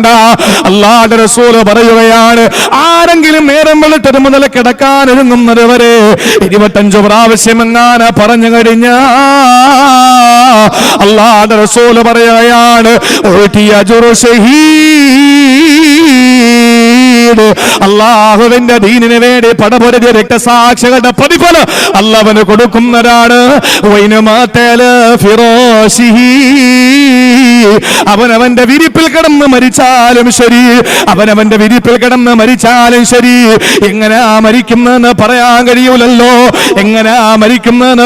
കഴിയൂലല്ലോ, പ്രിയപ്പെട്ട സഹോദരങ്ങളെ, എപ്പോഴാണ് മരിക്കുന്നതെന്ന് പറയാൻ കഴിയില്ല. അതുകൊണ്ട് ജീവിതത്തിൽ എവിടെ വെച്ച് മരിച്ചാലും ശരി, കമ്പോളത്തിൽ വെച്ചാകട്ടെ, കടയിൽ വെച്ചാകട്ടെ, വാഹനത്തിൽ വെച്ചാകട്ടെ, വീട്ടിൽ വെച്ചാകട്ടെ, ഫ്ലൈറ്റിൽ വെച്ചാകട്ടെ, എവിടെ മണലാരണ്യത്തിൽ മരുഭൂമിയിൽ വെച്ചാകട്ടെ, എവിടെ വെച്ച് മരിച്ചാലും നമുക്ക് രക്തസാക്ഷിയുടെ കൂലി കിട്ടാ. പൊന്നാര നബി തങ്ങൾ പഠിപ്പിച്ച ഒരു ദുആയുണ്ട് സഹോദരങ്ങളെ, മുടങ്ങാതെ 25 പ്രാവശ്യം ഒരു ദിവസം ഓതണമെന്നാണ്. അതിനൊരു മറിയ മാർഗമുണ്ട്. സുബഹി നിസ്കാരം കഴിഞ്ഞ് 5 പ്രാവശ്യം പറയുക, ളുഹർ കഴിഞ്ഞ് 5 പറയുക, അസറും മഗ്രിബും ഇശായും കഴിഞ്ഞ് 5 പ്രാവശ്യം പറഞ്ഞാൽ 5 നേരത്തെ നമസ്കാരത്തിന്റെ പുറകെ 5 പ്രാവശ്യം ഈ ദുആ ഓതിയ ഇൻഷാ അല്ലാഹ് സൂര്യൻ അസ്തമിച്ച് ഞാനും നിങ്ങളെ കിടങ്ങാൻ വേണ്ടിയിട്ട് ഉറങ്ങാൻ വേണ്ടിയിട്ട് എന്റെയും നിങ്ങളുടെയും വിരിപ്പിലേട്ട് ചെല്ലുന്നതിന് മുമ്പ് 25 പ്രാവശ്യം നമുക്ക് ഓതാൻ കഴിയുന്ന ദുആയാണ്, പറയാൻ എളുപ്പമുള്ള ദുആയാണ്. അതുകൊണ്ട് പഠിക്കണേ ചെറുപ്പക്കാരാ, പഠിക്കണേ. പ്രായമുള്ളവനും പറയാ, ചെറിയ കുഞ്ഞുങ്ങൾക്കും പറയാ, എന്റെ ഉമ്മമാർക്കും പറയാൻ കഴിയുന്ന ദുആ. ഉമ്മമാരോട് പറയുന്ന നിസ്കാരമില്ലാത്ത സമയത്താണേൽ ഈ ദുആ ഓടുന്നതിന് പ്രശ്നമില്ല, തടസ്സമില്ല, യാതൊരു തടസ്സങ്ങളുമില്ല. 25 പ്രാവശ്യം നമ്മൾ പറയേണ്ട ദുആയതാ. ഈ ദുആ പറഞ്ഞു കഴിഞ്ഞ രക്തസാക്ഷിയുടെ കൂലി അല്ലാഹു തരാമെന്ന് പറഞ്ഞ ദുആയതാ. അവൻ വിരിപ്പിൽ കിടന്ന് മരിച്ചാലും അവന് രക്തസാക്ഷിയുടെ കൂലിയുണ്ടെന്ന് പറഞ്ഞ, ബിലാൽ ഇബ്നു റബാഹിന്റെ കൂലിയുണ്ടെന്ന് പറഞ്ഞ, അബ്ദുല്ലാഹി ഇബ്നു ജഹ്ഷിന്റെ കൂലിയുണ്ടെന്ന് പറഞ്ഞ, സഈദ് ബിൻ അബീ വഖാസിന്റെ കൂലിയുണ്ടെന്ന് പറഞ്ഞ, അല്ലാഹുവിന്റെ ദീനിന് വേണ്ടി പടപൊരുതിയ ബദരീങ്ങളുടെ കൂലിയുണ്ടെന്ന് പറഞ്ഞ ആ ദുആ ഞാനെന്ന് പറയട്ടെ. ഇന്നെന്റെ പ്രസംഗത്തിന്റെ സന്ദേശമായി, സമ്മാനമായി എന്റെ പ്രിയപ്പെട്ട സഹോദരങ്ങൾ സ്വീകരിച്ചാലും എന്ന് പറയുകയാ. ഏതാണ് ദുആ എന്നറിയോ? നബി തങ്ങൾ പറയും, അല്ലാഹുമ്മ ബാരിക് ഫിൽ മൗത്ത് വഫീമാ ബഅദൽ മൗത്ത്, അല്ലാഹുമ്മ ബാരിക് ഫിൽ മൗത്ത് വഫീമാ ബഅദൽ മൗത്ത്. ഇന്ന് ഞാൻ നിങ്ങളെ കേൾക്കുന്ന ദുആയാ. അല്ലാഹുമ്മ ബാരിക് ഫിൽ മൗത്ത് വഫീമാ ബഅദൽ മൗത്ത്. അല്ലാഹുവേ, എന്റെ മരണത്തിലോ മരണശേഷമുള്ള ജീവിതത്തിൽ നീ ബറക്കത്ത് ചൊരിയണേ അല്ലാ. സഹോദരങ്ങളെ, മരണം ബറക്കത്താകണ്ടേ, മരണം ബറക്കത്താകണ്ടേ. ഞാൻ നിങ്ങളും മരിക്കേണ്ടവരാണ്, മരിക്കേണ്ടവരാ. മരണം ബറക്കത്തോ, മരണം ബറക്കത്താ. ആരും കൊണ്ട് പറയിക്കാത്ത അവസ്ഥയിൽ മരിക്കേണ്ടവരാ ഞാനും നിങ്ങളും. അല്ലാഹു അനുഗ്രഹിക്കട്ടെ. ഈ ദുആ 25 പ്രാവശ്യം പറയുന്നവന് വിരിപ്പിൽ കിടന്ന് മരിച്ചാലും ശരി, വീടിനകത്ത് കിടന്ന് മരിച്ചാലും ശരി, നബി തങ്ങൾ പറയുന്നവന് ഷഹീദിന്റെ കൂലിയാണ് കിട്ടുക. അല്ലാഹുമ്മ ബാരിക് ഫിൽ മൗതി വഫീമാ ബഅദൽ മൗത്ത്. എന്റെ സഹോദരങ്ങളെ, മരണം ഏത് കോലത്തിലും വരാം. 2 ദിവസം 3 ദിവസങ്ങൾക്ക് മുമ്പ് എന്റെ വോയിസ് ഒരുപക്ഷെ നിങ്ങൾ ഫേസ്ബുക്കിലൂടെയും യൂട്യൂബിലൂടെയും നിങ്ങൾ അല്ലെങ്കിൽ വാട്സപ്പിന്റെ ഗ്രൂപ്പുകളിലൂടെ നിങ്ങൾ കേട്ടിട്ടുണ്ടാകും. എന്റെ ഒരു കൊച്ചാപ്പ എന്ന് പറഞ്ഞ വാപ്പാന്റെ അനുജൻ എന്റെ സഹോദരങ്ങളെ ഈ ലോകത്ത് നിന്ന് വിട പറഞ്ഞു. വളരെ വളരെ അവസ്ഥ എന്ന് പറഞ്ഞാൽ അദ്ദേഹത്തിന് 3 മക്കളാണ്, 2 പെൺകുട്ടികളും 1 ആൺകുട്ടിയുമാണ്. നിങ്ങൾ ആലോചിക്കണം, ആ സഹോദരന് നാവിൽ ക്യാൻസർ വന്നു. എന്റെ പ്രിയപ്പെട്ട സഹോദരങ്ങളോട് എനിക്ക് പറയാനുള്ളത്, ഒരു ഉണർത്തൽ എന്നുള്ള നിലയിൽ പറയാനുള്ളത്, ഈ മുറുക്കുന്ന സ്വഭാവമുള്ള സഹോദരങ്ങൾ ദയവ് ചെയ്ത് നിർത്തണം. മുറുക്കുന്ന സ്വഭാവമുള്ള ചെറുപ്പക്കാര്, എന്റെ പൊന്നു സഹോദരങ്ങൾ, എന്റെ പ്രിയപ്പെട്ട സഹോദരങ്ങൾ, അത് നിങ്ങൾ ചെയ്യരുത്. വല്ലാത്തൊരു അപകടത്തിലേക്ക് കൊണ്ടെത്തിക്കുന്നതാണ്. എന്റെ നാട്ടില്, തിരുവനന്തപുരം ജില്ലയിലെ എന്റെ നാട്ടില് സമാനമായി അടുത്ത് നടന്ന 3 ക്യാൻസർ മരണങ്ങള്. ക്യാൻസർ ബാധിച്ചിട്ട് നാവിലും ചുണ്ടിനും കവിളിനും ക്യാൻസർ ബാധിച്ച 3 മരണങ്ങള്. ഒരു അമുസ്ലിം സഹോദരന്റെ അടക്കം പരിശോധിച്ചപ്പോ ഈ 3 പേരും ചെറിയ പ്രായം മുതൽ 15 വയസ്സ് മുതൽ മരിക്കുന്നതിന്റെ, ആ രോഗം പിടിപെടുന്നതിന്റെ തലേ ദിവസം വരെയും ഒരു ദിവസം ഏറ്റവും കുറഞ്ഞ ഒരു 50 പ്രാവശ്യമെങ്കിലും മുറുക്കുന്നവരായിരുന്നു. എന്ന് പറഞ്ഞാൽ ആഹാരം വല്ലതും കഴിക്കാൻ വേണ്ടി സമയത്ത് മാത്രം തുപ്പിക്കളയും, ബാക്കിയൊക്കെ എങ്ങനെ മുറുക്കാൻ. എൻ്റെ പൊന്ന് സഹോദരങ്ങളെ, നമ്മൾ അതിൽ നിന്ന് പിന്മാറണം. ഈ സമയത്ത് ഇന്ന് 4-5 ദിവസങ്ങളായി ആ പ്രിയപ്പെട്ട പിതാവ് മരണപ്പെടുന്ന സന്ദർഭത്തിൽ എൻ്റെ സഹോദരങ്ങളെ അത്ഭുതം തോന്നിപ്പോയി. അല്ലാഹുവേ, അദ്ദേഹത്തിൻ്റെ നാവിൽ ക്യാൻസർ ബാധിച്ചു, അല്ലാഹു മഗ്ഫിറത്ത് കൊടുക്കട്ടെ. ഞാൻ എൻ്റെ പ്രിയപ്പെട്ട സഹോദരങ്ങളോട് പറയുന്നു, നിങ്ങൾ ദുആ ചെയ്യേണ്ടത് അതാണ്. സമ്പത്തില്ലെങ്കിലും കുഴപ്പമൊന്നുമില്ല, സാമ്പത്തികമില്ലെങ്കിലും കുഴപ്പമൊന്നുമില്ല, നമ്മളെ കളഞ്ഞിട്ട് പോകാൻ ആരുമില്ല. അല്ലെങ്കിൽ നമ്മളെ ആരും ആ സാമ്പത്തികമായ കഴിവില്ലാത്തതിന്റെ പേരിൽ ആരും നമ്മൾ ആക്ഷേപിക്കുകയോ വിമർശിക്കുകയോ കുറ്റപ്പെടുത്തുകയോ ഒന്നും ചെയ്യില്ല. ഇത് നിങ്ങൾ ആലോചിക്കേണ്ട കാര്യമാണ്. എൻ്റെ പ്രിയപ്പെട്ട സഹോദരങ്ങളെ, നാവിന് ക്യാൻസർ ബാധിച്ചിട്ട് 6 മാസങ്ങൾക്ക് മുമ്പ് പകുതി നാവ് കട്ട് ചെയ്ത് കളഞ്ഞു. ആ പ്രിയപ്പെട്ട പിതാവ്, അദ്ദേഹം പകുതി കട്ട് ചെയ്ത് കളഞ്ഞ നാവ്, ആ നാവില് വീണ്ടും ക്യാൻസറിന്റെ അണുക്കൾ വന്നു, കുരുക്കൾ വന്നിട്ട് അണ്ണാക്കും നാവും കൂടി ഒന്നായി പോയി. ഞാൻ ഈ ഗുരുതരമായ അവസ്ഥയാണെന്ന് അറിയുന്നില്ല. നമ്മുടെ നാട്ടിൽ നിന്ന്, നമ്മുടെ വീട്ടിൽ നിന്നൊക്കെ വളരെ ദൂരത്തുള്ളൊരു പിതാവാണ്. ആ സന്ദർഭത്തിൽ ആളുകളെ പറഞ്ഞനുസരിച്ച് നമുക്ക് നാട്ടിൽ നിൽക്കാനുള്ള സമയം ഇല്ലാത്തത് കൊണ്ട് നമ്മളതിൽ ശ്രദ്ധ കൊടുത്തില്ല. അങ്ങനെ ആളുകൾ പറയുന്നത് കേട്ട് ഞാനൊരു ദിവസം ആ വീട്ടിൽ ചെല്ലുമ്പോൾ അത്ഭുതം തോന്നിപ്പോയി. അദ്ദേഹം ഇങ്ങനെ വാ തുറന്നു പിടിച്ചിരിക്കുകയാണ്, വാ അടയ്ക്കാൻ കഴിയുന്നില്ല. വാ അടയ്ക്കാൻ കഴിയുന്നില്ല. അദ്ദേഹം ഇങ്ങനെ വാ തുറന്നു പിടിച്ചിരിക്കുകയാണ്. ഞാൻ ആ പിതാവിന്റെ മകളോട് ചോദിച്ചു, എത്ര നാളായി? 2 ആഴ്ച കൂടുതലായി വാ ഒന്ന് അടച്ചു പിടിച്ചിട്ട്. ആ സന്ദർഭത്തിൽ ശക്തമായ ദുർഗന്ധം എന്റെ പ്രിയപ്പെട്ടവരെ ആ നാവിന്റെ മുറിവിൽ നിന്ന് പുറത്തേക്ക് ഇങ്ങനെ വന്നിട്ട് അയൽവാസികൾ പോലും കതക് തുറക്കാത്ത അവസ്ഥയായി. ആരാലും സഹായിക്കപ്പെടാൻ കഴിയാത്ത ആ പ്രിയപ്പെട്ട പിതാവിനെ നോക്കാൻ, അന്വേഷിക്കാൻ തന്റെ പ്രിയപ്പെട്ട മകൾ തയ്യാറായി നിൽക്കുന്നു. ചെറിയ വളരെ മുമ്പ് തന്നെ ഭാര്യ മരണപ്പെട്ടു. പലരും പറഞ്ഞു ഒരു പുതിയ കല്യാണം കഴിക്കാൻ. തന്റെ പ്രിയപ്പെട്ട മക്കളുടെ ഗതി എന്താകുമെന്ന് ഓർത്തിട്ട് അദ്ദേഹം കല്യാണം കഴിച്ചില്ല. എന്റെ പ്രിയപ്പെട്ടവരെ, അവസാന സമയത്ത് അദ്ദേഹത്തിനൊന്ന് ഉറക്കം നിലവിളിക്കാൻ പോലും കഴിയാതെ നാവില്ലല്ലോ നിലവിളിക്കാൻ. ആ സഹോദരി ഇങ്ങനെ വായ, നമുക്ക് കഴിയോ ഒരു 60 സെക്കൻഡ്, 1 മിനിറ്റ് നമുക്ക് വായ തുറന്നു പിടിക്കാൻ നമുക്ക് കഴിയോ? പറ്റില്ല. ആ സന്ദർഭത്തിൽ അദ്ദേഹം 2 ആഴ്ച കൊണ്ട് 14 ദിവസങ്ങൾ കൊണ്ട് വാ അടച്ചിട്ട് 14 ദിവസമായി അടയ്ക്കാൻ കഴിയുന്നില്ല എന്ന് പറഞ്ഞു. എന്റെ പ്രിയപ്പെട്ട സഹോദരങ്ങളെ, അവസാനം കണ്ടിട്ട് വേദന തോന്നിയിട്ട് ഞാൻ ആദ്യമായിട്ട് ദുആ ചെയ്തതാണ്, അല്ലാഹുവേ എത്രയും പെട്ടെന്ന് നീ മരിപ്പിക്കണേ എന്ന് ദുആ ചെയ്തു. അല്ലാഹുവിന്റെ റസൂൽ പറഞ്ഞല്ലോ, ഒരാൾക്കൊരു രോഗം വരുമ്പോ ഒന്നുകിൽ അല്ലാഹുവേ ഈമാനോടുകൂടി മരിപ്പിക്കണം, അതല്ല ആയുസ് നീട്ടി കൊടുക്കാൻ നീ ഉദ്ദേശിക്കുന്നെങ്കിൽ നീ ആഫിയത്ത് കൊടുക്കണമെന്ന് റസൂൽ ദുആ പഠിപ്പിച്ചു. ഞാൻ കഴിവിന്റെ പരമാവധി വോയിസ് മെസ്സേജ് അയച്ചിട്ട് ദുആ ചെയ്യിപ്പിച്ചു. എന്റെ പ്രിയപ്പെട്ടവരെ, ആയുസ് വേണമെങ്കിൽ അല്ലാഹു ആയുസ് കൊടുക്കാൻ ഉദ്ദേശിക്കുന്നതെങ്കിൽ ആ സഹോദരന്റെ രോഗം ശിഫയാക്കാൻ വേണ്ടി ദുആ ചെയ്തു. അത്ഭുതമെന്ന് പറയട്ടെ, ഒരു തുള്ളി വെള്ളം പോലും ഉള്ളിലേക്ക് പോയി 14 ദിവസങ്ങളായി ഒരു തുള്ളി വെള്ളം പോലും വാക്യകത്തേക്ക് പോയിട്ടെന്ന് പറഞ്ഞു. ആ പിതാവ് അന്ന് ചോദിച്ച് കരിക്കും വെള്ളം കുടിച്ചു. അത്ഭുതകരമായി സ്വലാത്ത് ചൊല്ലിപ്പിച്ചിട്ടാണ് ദുആ ചെയ്തത്. അൽഹംദുലില്ലാ, വലിയ മാറ്റം ഉണ്ടെന്നൊക്കെ പറഞ്ഞിരുന്നു. 4 ദിവസങ്ങൾക്ക് മുമ്പ് മരണപ്പെട്ടു. എന്റെ പ്രിയപ്പെട്ട സഹോദരങ്ങളെ, കഠിനമായ രീതിയിൽ അദ്ദേഹം വേദനിച്ച് യാതന അനുഭവിച്ച് വളരെ ബുദ്ധിമുട്ടിയാണ് അദ്ദേഹം മരണപ്പെട്ടത്. നമ്മൾ എപ്പോഴാ മരിക്കുന്നതെന്ന് പറയാൻ പറ്റൂല, എങ്ങനെയാ മരിക്കുന്നതെന്ന് പറയാൻ പറ്റൂല. മരിക്കുന്ന സമയത്ത് അല്ലാഹുവേ ഈ ദുആ ഒന്ന് ചൊല്ലിയിട്ട് രക്തസാക്ഷിയുടെ കൂലി കിട്ടാൻ വേണ്ടി ആഗ്രഹിക്കുമ്പോ നാവുണ്ടാകണമെന്നില്ല, നാവ് ഉയർത്താൻ കഴിയുമെന്നില്ല. അതുകൊണ്ട് ജീവിച്ചിരിക്കുന്ന എന്റെ പ്രിയപ്പെട്ട സഹോദരങ്ങളെ, ആ സമയങ്ങളിൽ നമ്മളിത് പരമാവധി ഫലപ്രദമാക്കിയെടുക്കാൻ എന്റെ സ്നേഹമുള്ള പെങ്ങന്മാരോട്, എന്റെ പ്രിയപ്പെട്ട സഹോദരങ്ങളോട് പറയുന്നു. ഇന്നത്തെ എന്റെ പ്രഭാഷണത്തിന്റെ ഒരു സന്ദേശമായി എനിക്ക് പറയാനുള്ളത്, ഈ വിഷയത്തിൽ നിന്ന് എനിക്ക് പറയാനുള്ള ഒന്ന്, എന്റെ പ്രിയപ്പെട്ടവരെ, പുകവലിയും മുറുക്കും നമ്മൾ മാറ്റിവെക്കുക. നമ്മൾ അധ്വാനിച്ച് കഷ്ടപ്പെട്ട്, അല്ലെങ്കിൽ നമ്മൾ ഈ അധ്വാനിക്കുന്ന പൈസ നിങ്ങളൊന്ന് ആലോചിച്ച് നോക്കിയാൽ നമ്മളൊക്കെ എത്ര ഭാഗ്യദോഷികളാണ്, എത്ര ഹതഭാഗ്യരാണ്. നമ്മൾ ചെറിയ പ്രായത്തിൽ വിമാനം കയറിയവരാണ്, വില കൂടിയ വിസ എടുത്തു വന്നവരാണ്, വില കുറഞ്ഞ ഭക്ഷണം കഴിക്കുന്നവരാണ്, നാട്ടിൽ വില കൂടിയ ഭക്ഷണം കൊടുക്കുന്നവരാണ്, വില കുറഞ്ഞ വസ്ത്രം ധരിച്ചിട്ട് നാട്ടിൽ വില കൂടിയ വസ്ത്രം കൊടുക്കുന്നവരാണ്. അവസാനം വിലപ്പെട്ട ജീവിതം ഈ മണലാരണ്യത്തിൽ കളന്ന് വിലപ്പെട്ട മരുന്ന് വാങ്ങിയിട്ട് നമ്മൾ വീട്ടിൽ പോകുമ്പോ, എന്റെ പ്രിയപ്പെട്ടവരെ, 10-40 കൊല്ലം അധ്വാനിച്ചതിന്റെ ഫലം നമ്മുടെ വീട്, ആ വീടിന്റെ പണി തീരാത്ത വീടിനകത്ത് നമ്മുടെ പ്രിയപ്പെട്ട ഭാര്യ 40 കൊല്ലത്തെ അധ്വാനത്തിന്റെ ഫലമായി നല്ലതുപോലെ എല്ലാം കഴിഞ്ഞ് ഗൾഫ് ജീവിതം അവസാനിപ്പിച്ചു വന്ന ഭർത്താവിന്റെ മുമ്പിൽ പലഹാരം കൊണ്ട് വെക്കുമ്പോൾ നമ്മൾ പറയുന്നത് എന്താ? പ്രിയപ്പെട്ടോളെ, എനിക്ക് എണ്ണ ചേർത്ത് ഒന്നും കൂട്ടിക്കൂടാ, ചപ്പാത്തി മാത്രമേ കഴിക്കാൻ പറ്റുള്ളൂ. അങ്ങനെ ചായ കൊണ്ട് കൊടുക്കുമ്പോൾ, മോളെ മധുരം ഉണ്ടോ? എനിക്ക് മധുരം കൂട്ടിക്കൂടാ.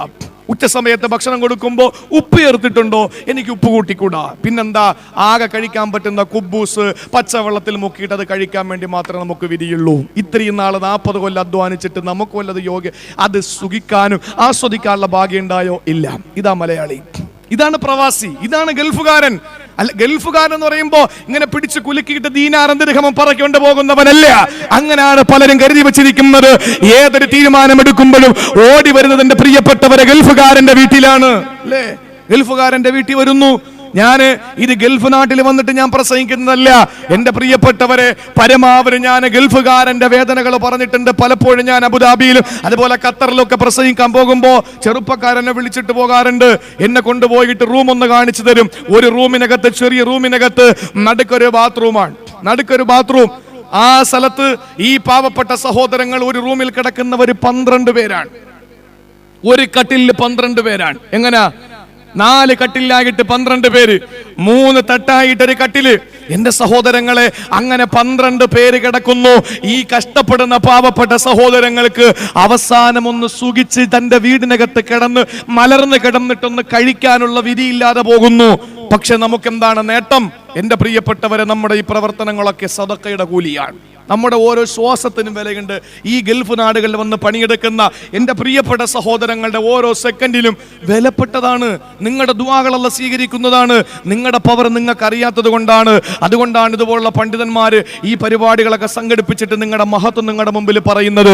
അതുകൊണ്ട് ഞാൻ പറയുന്നു എൻ്റെ പ്രിയപ്പെട്ടവരെ, ഇവിടെ വെച്ച് മരിച്ചാലും അവിടെ വെച്ച് മരിച്ചാലും എവിടെ വെച്ച് മരിച്ചാലും നമ്മൾ മരിക്കുമ്പോൾ ഷഹീദിന്റെ കൂലി കിട്ടണമെങ്കിൽ ഈ ദുആ നമ്മൾ ആവർത്തിക്കണം. അല്ലാഹുമ്മ ബാരിക് ഫിൽ മൗത്ത് വഫീമാ ബഅദൽ മൗത്ത്. അല്ലാഹുവേ, മരണവും ശേഷമുള്ള ജീവിതവും ബറക്കത്തിലാക്കണം. അല്ലാഹു തൗഫീഖ് നൽകി അനുഗ്രഹിക്കുമാറാകട്ടെ. 25 പ്രാവശ്യം നിങ്ങൾ ചൊല്ലിയാൽ മതി ഇന്ന് മുതൽ. അപ്പോൾ അതിന്റെ കൂലി എന്താണ്? എനിക്കതിന്റെ ഒരു കൂലി കിട്ടും. ഈ കൂലി അൽഹംദുലില്ലാ എൻ്റെ ഉസ്താദിന് കിട്ടും. എൻ്റെ ഉസ്താദിന് കിട്ടി അതിന്റെ ഒരു കൂലി ഉസ്താദിന് കിട്ടും. അവസാനം അഷ്റഫുൽ ഖൽഖ് നബി മുഹമ്മദ് മുസ്തഫ അവസാനം നബി തങ്ങളുടെ മുമ്പിൽ എത്തുന്നത്. ഈ ഒരു കാര്യത്തിൽ മാത്രമേ നമ്മളെ നബിയുമായിട്ടൊരു ബന്ധമുള്ളൂ. കാര്യം എന്താ? എൻ്റെ വാപ്പ മുസ്ലിമാ, വാപ്പാടെ വാപ്പ മുസ്ലിമാ, വാപ്പാടെ വാപ്പ ചിലപ്പോൾ മുസ്ലിം ആകണമെന്നില്ല, അദ്ദേഹത്തിന്റെ വാപ്പായി മുസ്ലിം ആകണമെന്നില്ല. ഉമർ ഖാലി തങ്ങൾ പറഞ്ഞല്ലോ വെളിയങ്കോട്, യാ ഫാഖിറൻ ബിൻ നസബി കൈഫ തഫാഖുറു. എന്തിനാണ് അന്തസ്സ് അടിക്കുന്നത്? എന്തിനാണ് ഈ അന്തസ്സ് അടിക്കുന്നത്? വാസുലൂകുമു മിൻ ഖബലു തീയം വനായൊരു വാശാരി മൂശാരി വ മണ്ണാനു പറയൊരു ചട്ടി വ ചാന്നാരും വ നാടാരു പാണരു. എന്തിനാണ് നീ അഹങ്കരിക്കുന്നേ?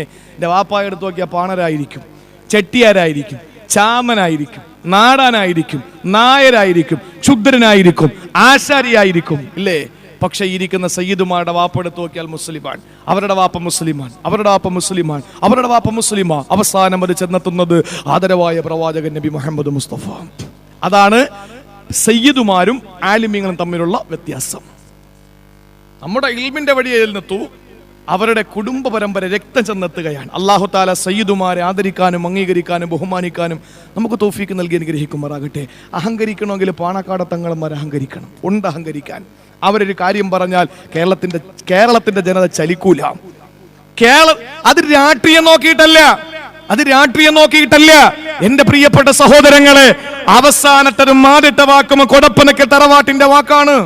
എന്തുകൊണ്ടാണ് എന്റെ പ്രിയപ്പെട്ട സഹോദരങ്ങളെ? എന്തുകൊണ്ടാണ്?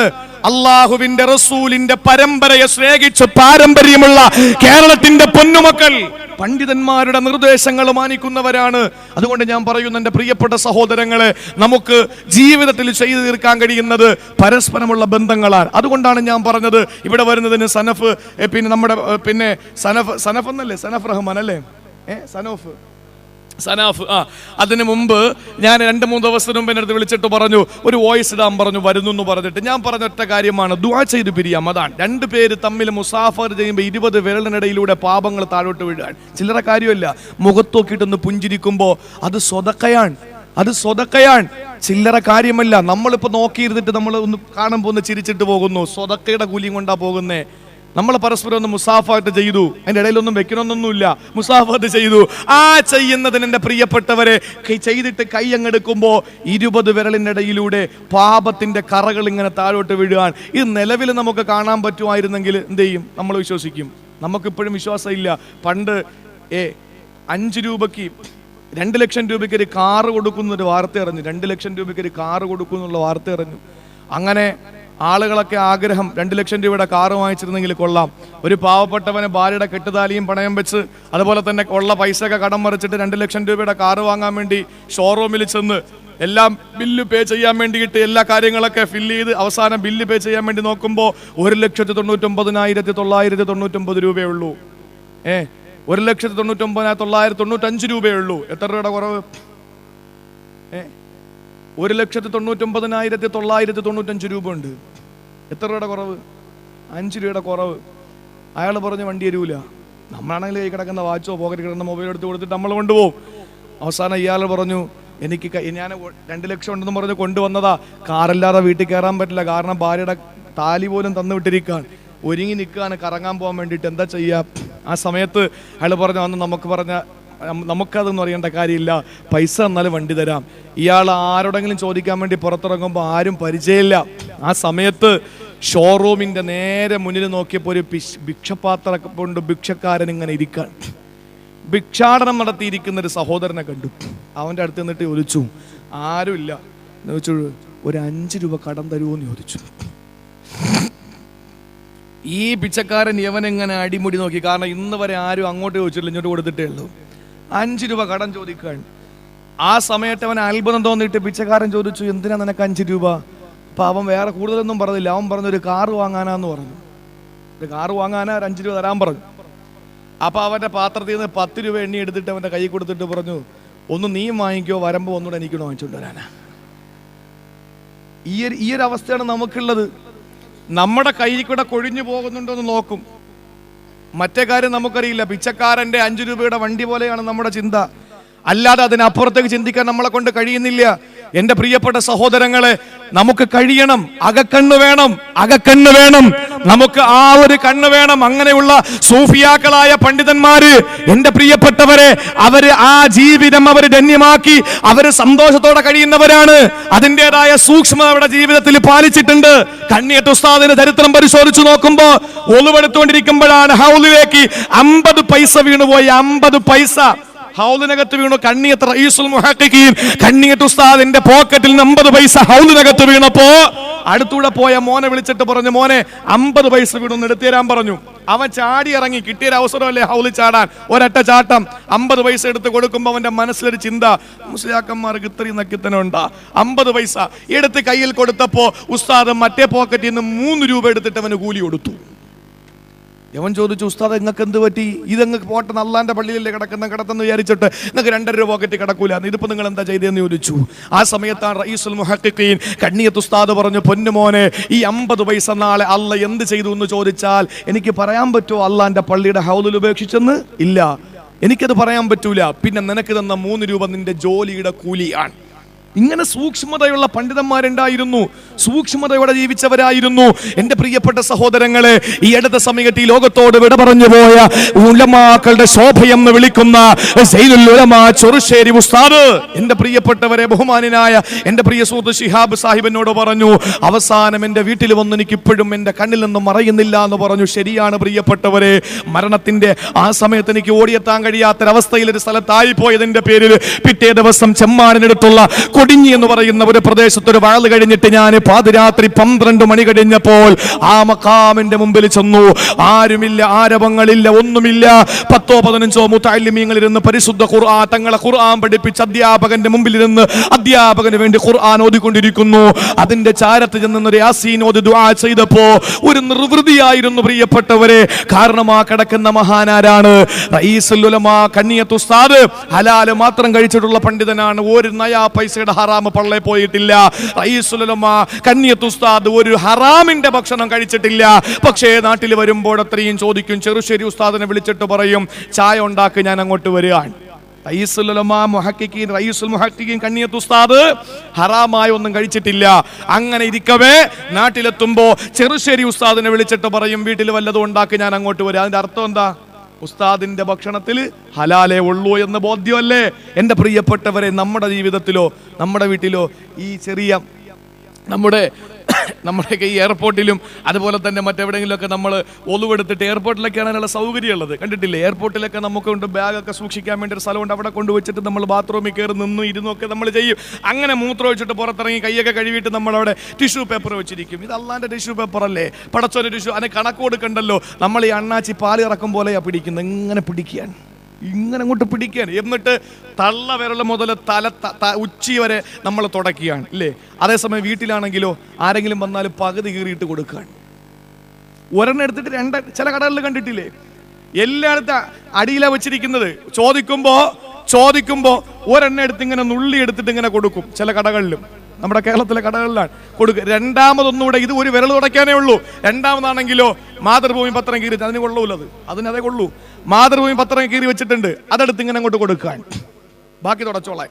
എന്റെ പ്രിയപ്പെട്ട സഹോദരങ്ങളെ, സൂക്ഷ്മതയില്ല നമ്മുടെ ജീവിതത്തിൽ സൂക്ഷ്മത ഉണ്ടാകണം. അതിനിതുപോലുള്ള ഉത്ബോധനങ്ങൾ പണ്ഡിതന്മാരെ വിളിക്കണം, എന്നെ വിളിക്കണമെന്നല്ല.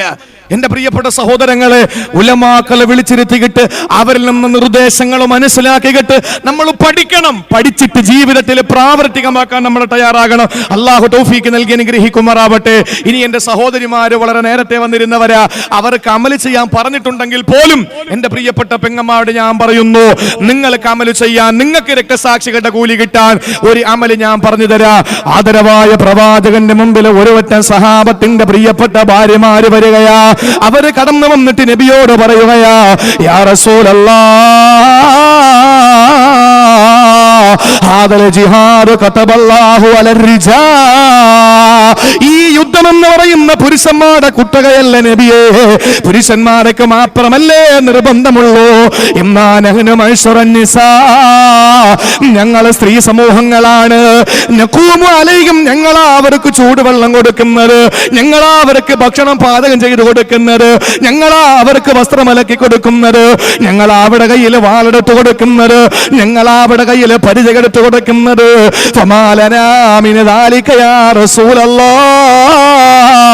ഞങ്ങൾക്ക് അതിൽ നിന്ന് വല്ല പ്രതിഫലവും ഉണ്ടോ നബിയെ? മരിച്ചിട്ടും മരിക്കാത്തവരെന്ന് ഖുർആൻ പറഞ്ഞവര് അള്ളാന്റെ സ്വർഗത്തിൽ പോയി മടങ്ങി വരാ കൊതിക്കുന്ന രക്തസാക്ഷികളുടെ ഭാര്യമാരാ ഞങ്ങൾ നബിയെ. ഞങ്ങളാണ് എല്ലാ സഹായങ്ങളും ചെയ്തു കൊടുക്കുന്നത്. അവരാ പ്രതിഫലം കരസ്ഥമാക്കുമ്പോ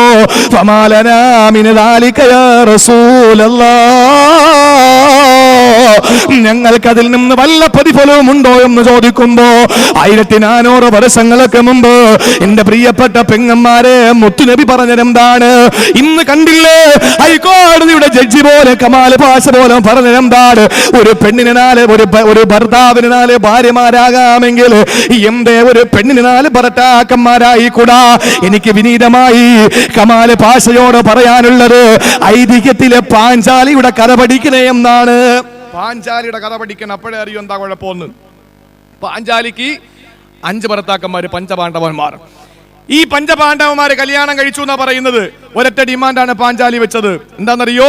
ഒരാളുള്ളപ്പോ മറ്റൊരാൾ വീട്ടിനോട്ട് കയറി വരാൻ പാടില്ല. ഒരാളുമായി ശയന റൂമിൽ കിടക്കുമ്പോൾ മറ്റേ ആൾ വരാൻ പാടില്ല.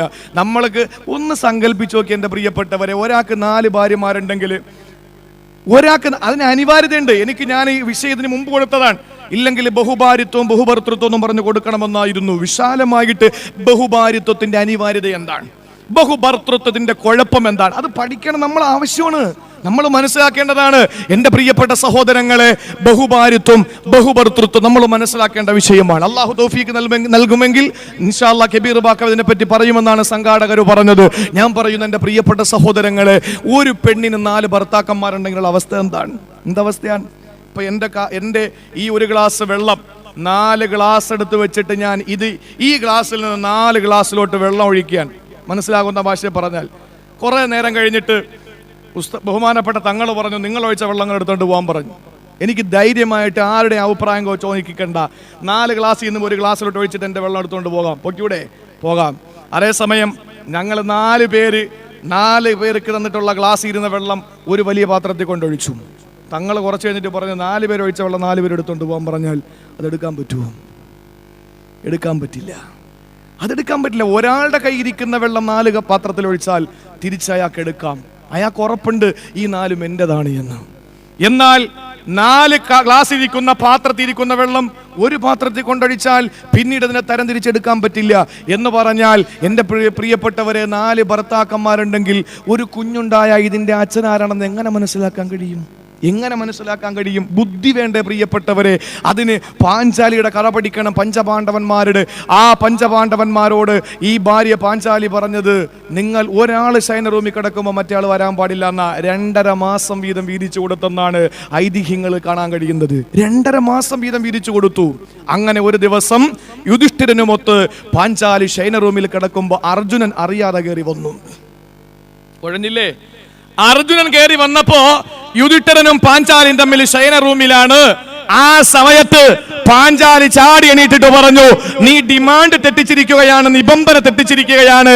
അതുകൊണ്ട് നീ പശ്ചാത്താപം സ്വീകരിക്കണമെങ്കിൽ 12 വർഷം വനവാസത്തിന് പോകാൻ പറഞ്ഞു. അർജുനനെ 12 വർഷം ഒരു വ്യാഴവട്ടക്കാലം വനവാസത്തിന് വിട്ടു. എൻ്റെ പ്രിയപ്പെട്ടവരെ, കമാൽ പാഷ പറയുന്നത് പോലെ ഒരു പെണ്ണിന് 4 ഭർത്താക്കന്മാരുണ്ടെങ്കിൽ നമ്മൾ ഊട്ടിയിലും കൊടൈക്കനാലിൽ പോയി 5-6 ഊപ്പാട് വരും. അത് മനസ്സിലാക്കണം അല്ലേ? ഒരിക്കലും അത് ഇസ്ലാമികമല്ല, ഒരിക്കലുമല്ല. എൻ്റെ സഹോദരിമാർ, ഈ അടുത്ത സമയത്ത് ഒരാൾ ഒരു പുസ്തകത്തിൽ എഴുതിയിരിക്കുകയാണ്, എൻ്റെ പെണ്ണിന് പള്ളിയുടെ പ്രസിഡന്റ് ആക്കുന്നില്ല. ബാക്കിയെല്ലായി. ഒരു പെണ്ണിന് എന്തുകൊണ്ട് മഹല്ലത്തിന്റെ പ്രസിഡന്റ് ആയിക്കൂടാ? പിന്നെ പള്ളിയിൽ പിന്നെ ആളായിരിക്കും എപ്പോഴും. ആ ഒരു നേട്ടം മാത്രമേ ഉള്ളൂ. എന്റെ സഹോദരങ്ങളെ, എനിക്കൊരൊറ്റ ചോദ്യം. 1.25 ലക്ഷത്തോളം വരുന്ന പ്രവാചകന്മാരെ അള്ളാഹു അയച്ചു അല്ലേ? എവിടെയെങ്കിലും അള്ളാഹു ഒരു നബിച്ചി അയച്ചോ? ഒരു നബിച്ചി ഒരിടത്തുമില്ല. അള്ളാഹു പെണ്ണിന് കൊടുത്തതാണ് മാതൃത്വം. അത് ഏതെങ്കിലും ഭർത്താവിന് പറയാൻ പറ്റോ, നീ 2 എണ്ണം പെറ്റില്ലേ, അടുത്ത 2 എണ്ണം ഞാൻ പെറ്റോളാന്ന് ഒരു ഭർത്താവിന് തന്റെ ഭാര്യയോട് പറയാൻ പറ്റോ? പറ്റൂല. കാരണം ഒരു ഭാര്യയ്ക്ക് അല്ലാഹു കൊടുത്തതാണ് മാതൃത്വം. അത് ഖുർആൻ കൊടുത്തതാണ്. പുരുഷനല്ല കൊടുത്തു നേതൃത്വം. അത് അങ്ങോട്ടും ഇങ്ങോട്ടും അവകാശപ്പെടാൻ പാടില്ല, അങ്ങോട്ടും ഇങ്ങോട്ടും ആവശ്യപ്പെടാൻ പാടില്ല. ഇത് 2 കൂട്ടർക്കും അള്ളാഹു വീതിച്ചു കൊടുത്തതാണ്. അതുകൊണ്ട് എന്റെ പ്രിയപ്പെട്ട സഹോദരിമാർക്ക് കൂടുതലൊന്നും വേണമെന്ന് ആഗ്രഹിക്കണ്ട. എങ്കിലും ഞാൻ പറയുന്ന ഒരു ഭർത്താവ് ഒരു 60 കൊല്ലം ഒരു പുരുഷായുസ് മുഴുവനും പള്ളിക്കകത്ത് തസ്ബീഹുമാലയും കൊണ്ട് ഓടി നടന്ന് തസ്ബീഹ് ചൊല്ലിയാലും നിങ്ങളുടെ ഒരൊറ്റ പ്രസവത്തിലൂടെ നിങ്ങൾ നേടിയെടുക്കുന്ന പ്രതിഫലം നിങ്ങളുടെ കെട്ടിയവന് കിട്ടൂല. നിങ്ങൾ അല്ലാഹു തആല തരം താഴ്ത്തിയിട്ടില്ല, അത് മനസ്സിലാക്കണം. ഇൻഷാ അല്ലാഹ് അല്ലാഹു വിധിക്കുമെങ്കിൽ എന്റെ പ്രിയപ്പെട്ടവരെ, ഇനി ഒരു അവസരത്തിൽ നമുക്ക് ഒരുമിച്ച് കൂടാൻ കഴിയുമെങ്കിൽ ഇസ്ലാമിലെ സ്ത്രീ എന്ന് പറയുന്ന വിഷയം നമുക്ക് വളരെ വ്യക്തമായിട്ട്, അതിന് ഇന്നത്തെ പോലെ പ്രസംഗത്തിന്റെ സുഖം ഉണ്ടാവണമെന്നില്ല, ഒരു പഠന ക്ലാസ് മോഡലിൽ ഞാൻ ഇൻഷാ അല്ലാഹ് അവതരിപ്പിക്കാൻ അല്ലാഹു തൗഫീഖ് നൽകട്ടെ. ഞാൻ പറയുന്നു എന്റെ പ്രിയപ്പെട്ട സഹോദരങ്ങള്, സഹോദരിമാരോട് പറയുന്നു, നിങ്ങൾക്ക് ചിലപ്പോഴൊക്കെ ഈ സംശയം ഉണ്ടായേക്കാം, ഞങ്ങൾ കഷ്ടപ്പെട്ടിട്ട് ഞങ്ങൾക്കൊന്നുമില്ലല്ലോ എന്ന്. ഞാൻ പറയുന്ന എന്റെ പ്രിയപ്പെട്ട സഹോദരി ശ്രദ്ധയോടെ കേട്ടോളെ. നിങ്ങൾക്ക് ബിലാൽ ഇബ്നു റബാഹിന്റെ കൂലി വേണോ? നിങ്ങൾക്ക് സഅദ് ഇബ്നു അബി വഖാസിന്റെ കൂലി വേണോ? നിങ്ങൾക്ക് അബ്ദുല്ലാഹി ഇബ്നു ജഹ്സിന്റെ കൂലി വേണോ? അതിന് നിങ്ങൾ ചെയ്യേണ്ട കാര്യം എന്താണ്? 14 മുമ്പ് മുസ്തഫായ നബി തങ്ങളുടെ മുമ്പിൽ വന്നിട്ട് കാര്യം ചോദിച്ച സഹോദരിമാരെ വിളിച്ചിട്ട് റസൂലുള്ള പഠിപ്പിച്ചത് എന്താണെന്നറിയോ? അല്ലാഹുവിന്റെ റസൂല് പറയുകയാണ്, ഇന്ന ത്വാഅത സൗജി വഇതിറാഫൻ ബിഹഖിഹി യദിലു ദാലിക. നബിതങ്ങളോട് ചോദിച്ച ഭാര്യമാര് നബിതങ്ങളോട് ചോദിക്കുകയാണ്, നബിയേ, നിങ്ങളുടെ ഭർത്താക്കന്മാര് രണാങ്കണത്തിൽ പോയി പോരാടുന്നവരാ, അവർക്ക് ഒരുപാട് പ്രതിഫലമുണ്ടെന്ന് പറഞ്ഞല്ലോ, ഞങ്ങൾക്ക് എന്താ ഉള്ളത് നബിയേ, ഞങ്ങൾക്ക് വല്ലതും ഉണ്ടോ എന്ന് ചോദിക്കുമ്പോ നബിതങ്ങൾ പറഞ്ഞിരുന്നെന്നറിയോ? പെങ്ങളെ, നിന്റെ വീട്ടിനകത്തിരുന്ന്, നിന്റെ ഫ്ലാറ്റിനകത്തിരുന്ന് നിനക്ക് ഈ സ്വർഗം കരസ്ഥമാക്കാം, അള്ളാഹുവിന്റെ രക്തസാക്ഷികളുടെ കൂലി കരസ്ഥമാക്കാം. അതിനെന്താണ് നബിതങ്ങൾ പറഞ്ഞിരുന്നറിയുമോ? ഇന്ന ത്വാഅത സൗജി വഇതിറാഫൻ ബിഹഖിഹി യഅദിലു ദാലിക യാ മഅ്ശറൻ നിസാ. അല്ലയോ സ്ത്രീ സമൂഹമേ, നിങ്ങളുടെ ഭർത്താക്കന്മാരോടുള്ള കടമകൾ പൂർത്തീകരിക്കുമോ? നിങ്ങളുടെ ഭർത്താക്കന്മാരോടുള്ള കടമകൾ നിങ്ങൾ പൂർത്തീകരിക്കുമോ? എന്നാ നിങ്ങൾക്ക് അല്ലാഹുവിന്റെ ദീനിനു വേണ്ടി പടപൊരുതിയ രക്തസാക്ഷികളുടെ കൂലിയുണ്ടെന്ന് ലോകത്തിന്റെ മുത്തേ നബി മുഹമ്മദ് മുസ്തഫ. ഇന്നൊരു പെണ്ണെന്ന് പറയാൻ പറ്റുമോ? ഒരു കാര്യം ഞാൻ പറയാം, നിങ്ങളെ സൂപ്പിക്കാൻ വേണ്ടി പറയുന്നൊന്നുമല്ല. എവിടെയും എന്തെങ്കിലും എത്രയോ മുസ്ലിയാക്കന്മാരുടെ ഭാര്യമാർ ഒളിച്ചോടി പോയിരിക്കുന്നു. എനിക്കറിയാം. ഏതെങ്കിലും പത്രത്തിൽ നിങ്ങൾ കണ്ടിട്ടുണ്ടോ? മുസ്ലിയാരുടെ ഭാര്യ ഒളിച്ചോടി പോയി? കണ്ടിട്ടില്ല. ഗവൺമെന്റ് ഉദ്യോഗസ്ഥന്റെ ഭാര്യ ഒളിച്ചോടി പോയി? ഏതെങ്കിലും പത്രത്തിൽ നിങ്ങൾ കണ്ടോ? ഗവൺമെന്റ് ഉദ്യോഗസ്ഥന്റെ ഭാര്യ ഒളിച്ചോടി പോയി? കണ്ടിട്ടില്ല. എത്രയോ കൂലി വേലക്കാരന്റെ ഭാര്യമാർ ഒളിച്ചോടി പോകുന്നു. എവിടെയെങ്കിലും കണ്ടിട്ടുണ്ടോ? കൂലി വേലക്കാരന്റെ ഭാര്യ ഒളിച്ചോടി പോയി? കണ്ടിട്ടില്ല. എഞ്ചിനീയർമാരുടെയും ഡോക്ടർമാരുടെയും ഭാര്യമാർ ഒളിച്ചോടി പോയിട്ടും അത് പത്രത്തിൽ കൊടുക്കുന്നില്ല. ഏതെങ്കിലും ഒരു പ്രവാസിയുടെ ഭാര്യ ഏതെങ്കിലും ഒരുത്തനോട് ഒളിച്ചോടി പോയ പത്രത്തിൽ അന്ന് വെണ്ടയ്ക്ക നിരത്തുകയാണ്, ഗൾഫുകാരന്റെ ഭാര്യ ഒളിച്ചോടി. ഇത് കാണുമ്പോ പാവപ്പെട്ട മലയാളികളായ ഗൾഫ് രാജ്യങ്ങളിൽ പണിയെടുക്കുന്ന പ്രവാസികളുടെ മനസ്സ് വേദനിക്കുകയാണ്. ഉസ്താദെ, എത്ര എണ്ണം വിളിച്ചിട്ടുണ്ട്, ഉസ്താദെ ഞങ്ങളുടെ ഭാര്യമാരുടെ കാര്യത്തിൽ വെപ്രാളമാണ്, ഞങ്ങൾക്ക് സഹിക്കാൻ പറ്റുന്നില്ല. എന്റെ പ്രിയപ്പെട്ടവരെ, അതൊക്കെ അബദ്ധ ജഡിലമാണ്. ഞാൻ പറയുന്നു, ഉണ്ട്, ഇല്ലെന്ന് ഞാൻ പറയുന്നില്ല, ഉണ്ട്. ഒരു 25% ഇന്നും ഭർത്താക്കന്മാരെ വഞ്ചിക്കുന്നുണ്ട്. പക്ഷെ ഞാൻ പറയുന്നു, അതെല്ലാം കൂടെ ഈ ഗൾഫുകാരുടെ തലയിൽ കയറ്റി വെച്ചു കൊടുക്കാൻ നമ്മളാളല്ല, പല വിഭാഗത്തിൽ നിന്നും പോകുന്നുണ്ട്. പിന്നെ ഇത് നമ്മൾ പറയുന്നത് എന്തുകൊണ്ടാണ്? ഏത് കാര്യത്തിലും കയറി പിടിക്കാൻ പറ്റിയൊരു സാധനമാണ് അല്ലേ? നാട്ടിൽ ചെന്നിറങ്ങിയ ആദ്യത്തെ 2 ചോദ്യം ചോദിക്കും, 3 ചോദ്യം. ഒരാൾ നാട്ടിൽ പോകുമ്പോൾ 3 ചോദ്യം. എന്താണ്? ആദ്യത്തെ ചോദ്യം, എപ്പോഴും വന്നു. രണ്ടാമത്തെ ചോദ്യം, എപ്പോഴാ തിരിച്ചു പോകുന്നേ?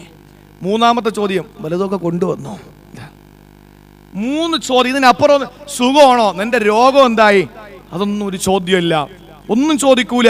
എന്റെ പ്രിയപ്പെട്ട സഹോദരങ്ങളെ, ഈ ഒരു രീതിയിൽ ഇന്നും പാവപ്പെട്ട പ്രവാസികൾ, ഞാൻ പറയുന്നത് നമ്മൾ നോക്കേണ്ടത്, വലിയ സമ്പന്നര് ഇന്ന് ഗൾഫ് രാജ്യത്ത് പണിയെടുക്കുമ്പോൾ അവർക്ക് നിമിഷ നേരം കൊണ്ട് തന്നെ ഒരുപാട് റിയാലുകളൊക്കെ ദിനാറുകളൊക്കെ കിട്ടുന്നുണ്ട്.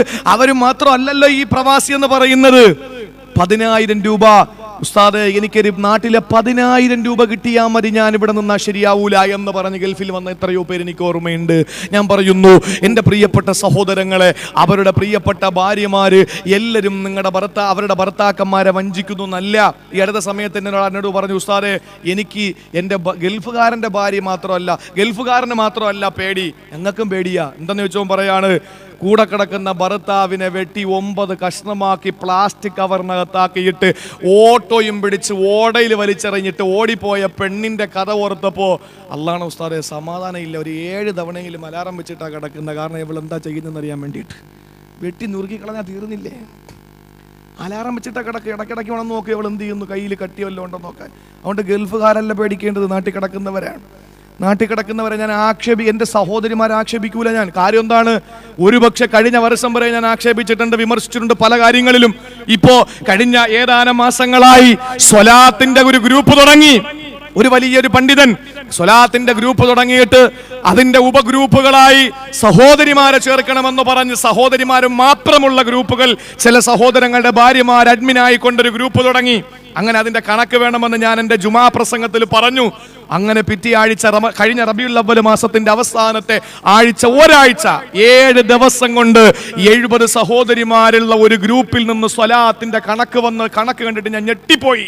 ഒരു പണ്ഡിതനെ കൊണ്ട്, വല്ലാഹി തമ്പുരാണ് സത്യം, അവന് സ്വലാത്ത് എല്ലാം പറ്റൂല. ഇത്രയും 70 സഹോദരിമാരടങ്ങുന്ന ഒരു സ്വലാത്തിന്റെ ഗ്രൂപ്പ്, അതിൽ ഒരാഴ്ച കൊണ്ട് അവർ ചൊല്ലിയ സ്വലാത്ത് 68 ലക്ഷം സ്വലാത്ത്.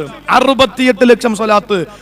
ഈ ഇരിക്കുന്ന ഇത്രയും പുരുഷന്മാര് ഒരു മാസം തരാൻ ഇത്രയും ചെല്ലാൻ പറ്റുമോ? നമ്മുടെ ജോലി തിരക്കിനിടയിൽ പറ്റൂല. സഹോദരിമാര് ഇന്ന് ദീനീ ബോധമുള്ള സഹോദരങ്ങളാ. അബ്ദുറഹ്മാൻ സാഹിബിന്റെ വീട്ടിൽ ഞാൻ ഇന്ന് ഭക്ഷണം കഴിക്കാൻ പോയി. എന്റെ പ്രിയപ്പെട്ടവരെ, അദ്ദേഹത്തിന്റെ പ്രിയപ്പെട്ട ഭാര്യ നേതൃത്വം കൊടുക്കുന്ന സ്വലാത്തിന്റെ ഹൽക്ക, അള്ളാഹു ആ സഹോദരന്റെ രോഗം ശിഫയാക്കി കൊടുക്കുമാറാകട്ടെ. എന്റെ പ്രിയപ്പെട്ടവരെ, സ്വലാത്ത് അത് നമ്മുടെ ജീവിതത്തിന്റെ, നമ്മുടെ പ്രാണവായുവായി നമ്മൾ മാറ്റുക. അള്ളാഹു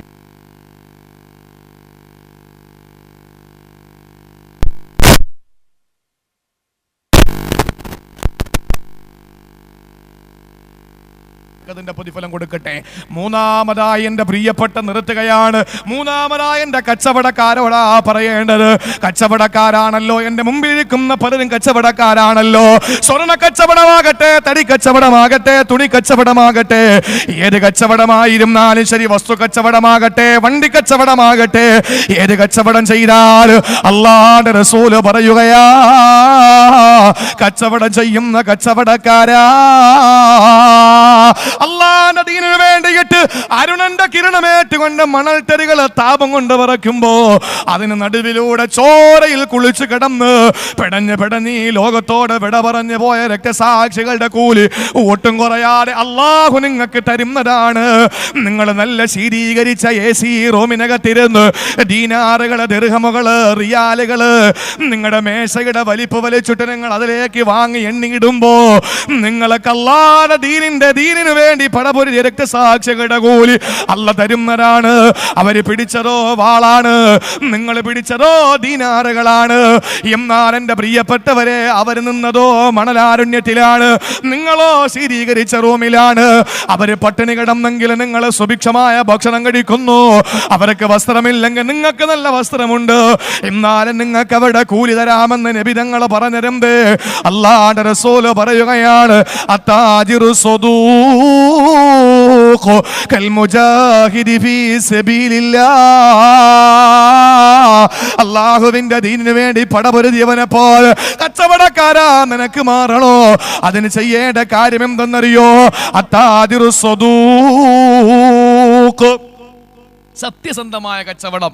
കണ്ണിയത്ത് ഉസ്താദ് കച്ചവടക്കാരനാണ്, തടിക്കച്ചവടക്കാരനാണ്. തടിക്കച്ചവടം ചെയ്തിരുന്നു എന്നാണ് ചരിത്രം. ഒരു ദിവസം ഒരു ചായക്കടയിൽ നിന്ന് പഴംപൊരി വാങ്ങി, എന്നിട്ട് ചായ കുടിക്കാൻ പഴംപൊരിയും വാങ്ങി വീട്ടിലേക്ക് പോവാൻ. ആ സമയത്താണ് അദ്ദേഹം നോക്കുമ്പോ അതിനകത്ത് പഴമില്ല, പറ്റിച്ചതാണ്. ആ സാധനം കൊണ്ട് തിരിച്ച് കടക്കാരനടുത്ത് എന്നിട്ട് പറഞ്ഞു, പൊന്നുമോനെ, അള്ളാന്റെ മുമ്പിൽ നീ സമാധാനം പറയേണ്ടി വരും, ഇല്ലെങ്കിൽ നിനക്ക് ശിക്ഷ കിട്ടാതിരിക്കണമെങ്കിൽ ഞാൻ ഒരു ഐഡിയ പറഞ്ഞുതരാം. അയാൾ അത്ഭുതത്തോടെ ചോദിച്ചു, എന്താണ്? ഇതിന്റെ പേരങ്ങ് മാറ്റുക, മാവ് പൊരിയുന്നാക്കുക, പഴംപൊരി ഇടരുത്. കാരണം എന്താണ്? ഇത് പഴമില്ല, മാവ് മാത്രമേ ഉള്ളൂ. കച്ചവടക്കാരന് ഷഹീദിന്റെ കൂലി വേണോ? അള്ളാഹുവിന്റെ റസൂല് പറയാ താജിറു സ്വദൂഖു, സത്യസന്ധമായ കച്ചവടം.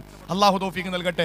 ഒരു സംഘാടകനും വന്ന ഒരു ചെറിയ ബക്കറ്റുമായിട്ട് അള്ളാഹുവിന്റെ മഹത്തായ അനുഗ്രഹത്താൽ നമ്മുടെ ഈ ചതുർദിന പ്രഭാഷണത്തിന്റെ സമുദ്ഘാടന സദസ്സിൽ എൻ്റെ പ്രിയപ്പെട്ട സഹോദരങ്ങളെ നല്ലൊരു സംഭാവന ഇഖ്ലാസ് അനുസരിച്ച് അള്ളാഹുവെ നീയത്ത് വെച്ചോളി. പടച്ചവനെ ആരുടെ മുമ്പിൽ കൈ നീട്ടേണ്ട അവസ്ഥ വരുത്തരുത്. എൻ്റെ ഉള്ള സമ്പത്തിൽ നീ അള്ളാഹ് അത്ര ബറക്കത്ത് തന്നാൽ മതി. ഉള്ളത് കുറച്ചേ ഉള്ളൂ, മതി. അത് മതി എൻ്റെ പ്രിയപ്പെട്ടവരെ. ഒത്തിരി ഉണ്ടാകണമെന്നില്ല. വലിയ സമ്പന്നൻ, നാട്ടിലെ കൂലി വേലക്കാരൻ, ഇവന്റെ ബാങ്ക് ബാലൻസ് ഉണ്ട്, അവന് ബാങ്ക് ബാലൻസ് ഇല്ല. രണ്ടുപേർക്കും കിട്ടുന്ന ഉറക്കം ഒരുപോലെയല്ലേ?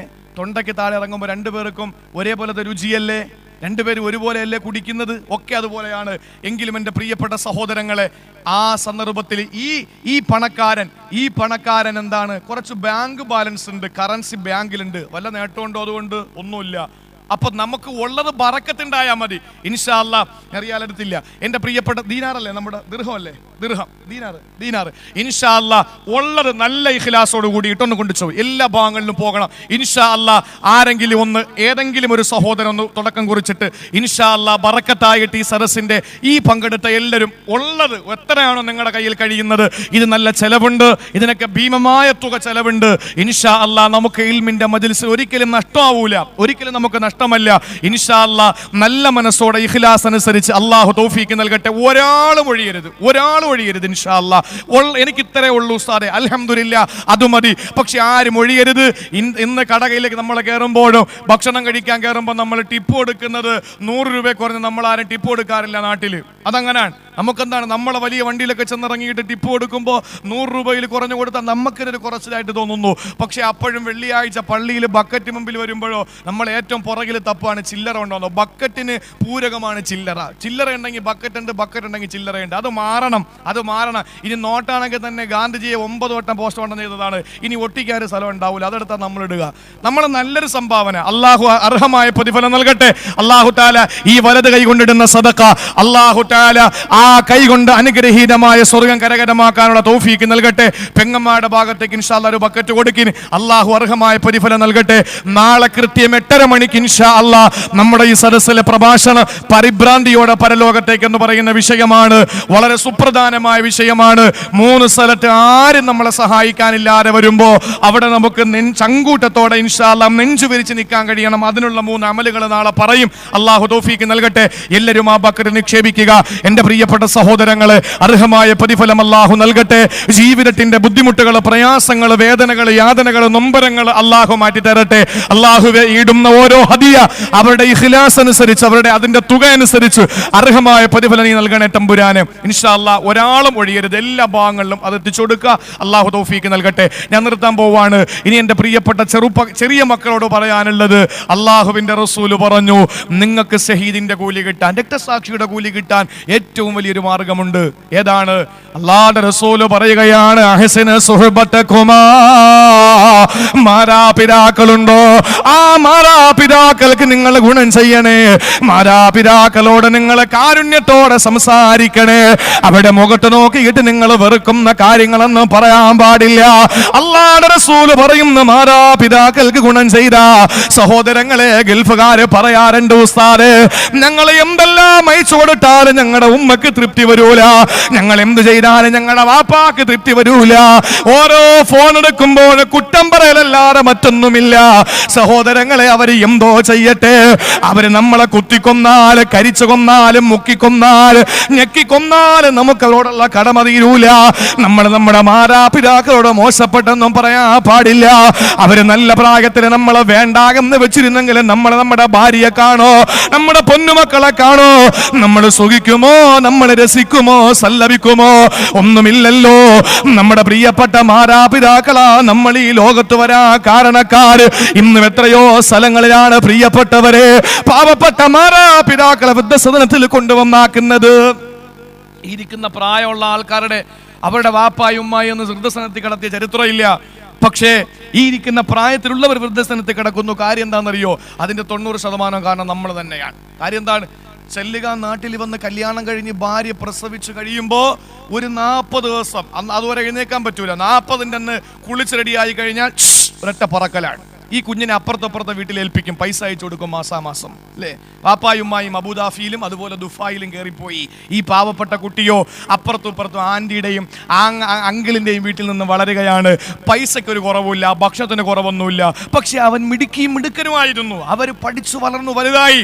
അവർ വലിയ മിടുക്കിയായപ്പോൾ ഇതൊക്കെ പല്ല് കൊഴിഞ്ഞ സിംഹങ്ങളായി. ആ സമയത്ത് എന്താ സംഭവിക്കുക? വീട്ടിൽ വന്നപ്പോൾ ഈ മക്കൾ ചിന്തിച്ചു, എടാ വാപ്പായുമ്മ ഇന്ന് വരെ ഒരു മുത്തം പോലും നമുക്ക് തന്നിട്ടില്ല, പൈസ കൊടുത്തിട്ടാണ് നമ്മളെ നോക്കിയത്. അതുകൊണ്ട് നമ്മൾ തീരുമാനിച്ചു ഈ കിളവനെയും പൈസ കൊടുത്ത് നമുക്ക് നോക്കാം. അങ്ങനെ കൊണ്ടൊന്ന് വൃദ്ധസനത്തിലാക്കുന്നു. ഇതല്ലേ സംഭവിച്ചുകൊണ്ടിരിക്കുക അല്ലേ? നബിതങ്ങൾ ഹുസൈൻ റളിയല്ലാഹുവിനെ ചുംബിച്ചപ്പോൾ ഒരു അറാബി വന്നിട്ട്, ഗ്രാമീണൻ ആദിവാസി വന്നിട്ട് ചോദിക്കാണ്, നബിയെ നിങ്ങൾ മക്കളെ ചുംബിക്കുവോ? എനിക്ക് 10 പേരെ കുട്ടികളുണ്ട്, ഇന്ന് വരെ ഒന്നിനെ ഞാൻ ചുംബിച്ചിട്ടില്ല. നബിതങ്ങൾ പറഞ്ഞു, എഴുന്നേക്കടാ, അള്ളാഹു കരുണ ചൊരിയണമെങ്കിലേ മനസ്സിൽ കരുണ വേണം എന്ന് പറഞ്ഞിട്ട് അള്ളാഹുവിന്റെ റസൂൽ ചുംബിക്കുന്ന എങ്ങനെയെന്ന് പഠിപ്പിച്ചു കൊടുത്തു. ഇടത്തെ കൈ കുഞ്ഞിന്റെ പെടലിയിൽ പിടിച്ചിട്ട് വലത്തെ കൈ കുഞ്ഞിന്റെ ദാടിയെല്ലിൽ പിടിച്ചിട്ട് ചുണ്ടിൽ ചുംബനം കൊടുക്കണമെന്ന് പഠിപ്പിച്ചു നബി മുഹമ്മദ് മുസ്തഫ അല്ലേ. ഈ മക്കൾക്ക് അത് കിട്ടാതെ വരുമ്പോഴാണ്, കൊടുക്കാതെ വരുമ്പോ, ഭാര്യ ഭർത്താവിന് നല്ലൊരു പുഞ്ചിരി കൊടുക്കാതെ വരുമ്പോഴാണ് ഈ പുഞ്ചിരി വാങ്ങാൻ വേണ്ടി 25 രൂപയുടെ ഐസ്ക്രീം വാങ്ങി കൊടുത്തിട്ട് വേറെ പെണ്ണിന്റെ പുറകെ നടക്കുക അല്ലേ. കൊടുക്കേണ്ടത് കൊടുക്കണം പ്രിയപ്പെട്ടവരെ. താനിരിക്കേണ്ട സ്ഥലത്ത് താനില്ലെങ്കിൽ നായകർ ഇരിക്കുന്നുള്ള ചൊല്ലില്ലേ? നമ്മുടെ മക്കൾക്ക് നമ്മൾ കൊടുക്കേണ്ടത് കൊടുത്തില്ലെങ്കിൽ മറ്റുള്ളവർ കൊടുക്കുമ്പോ ആ മറ്റുള്ളവർ കൊടുക്കുന്നത് അവർക്ക് വലുതാണ്. നാളെ എന്നെയും നിങ്ങളെയും നോക്കാത്തൊരു സമൂഹമായി മാറും. ഇനി ഞാൻ പറയുന്നത് എൻ്റെ പ്രിയപ്പെട്ട ചെറുപ്പക്കാരോട് പറയുന്നത്, ഒരു പുതിയ പെണ്ണിനെ കല്യാണമൊക്കെ കഴിച്ച് ഞാനിപ്പോൾ അങ്ങോട്ട് വരുമ്പോൾ ഒരു സഹോദരനെ പരിചയപ്പെട്ടു. ആ സഹോദരൻ നാട്ടിൽ പോയ തന്നെ എന്നോട് പറഞ്ഞു, ആ മുസ്ലിമാണ്. ആ സഹോദരൻ കാഞ്ഞിരപ്പള്ളിക്കാരനാണ്. ആ സഹോദരൻ എന്നോട് പറഞ്ഞു, ഉസ്താദെ എനിക്ക് എന്നെ പരിചയമുണ്ടെന്ന് പറഞ്ഞു.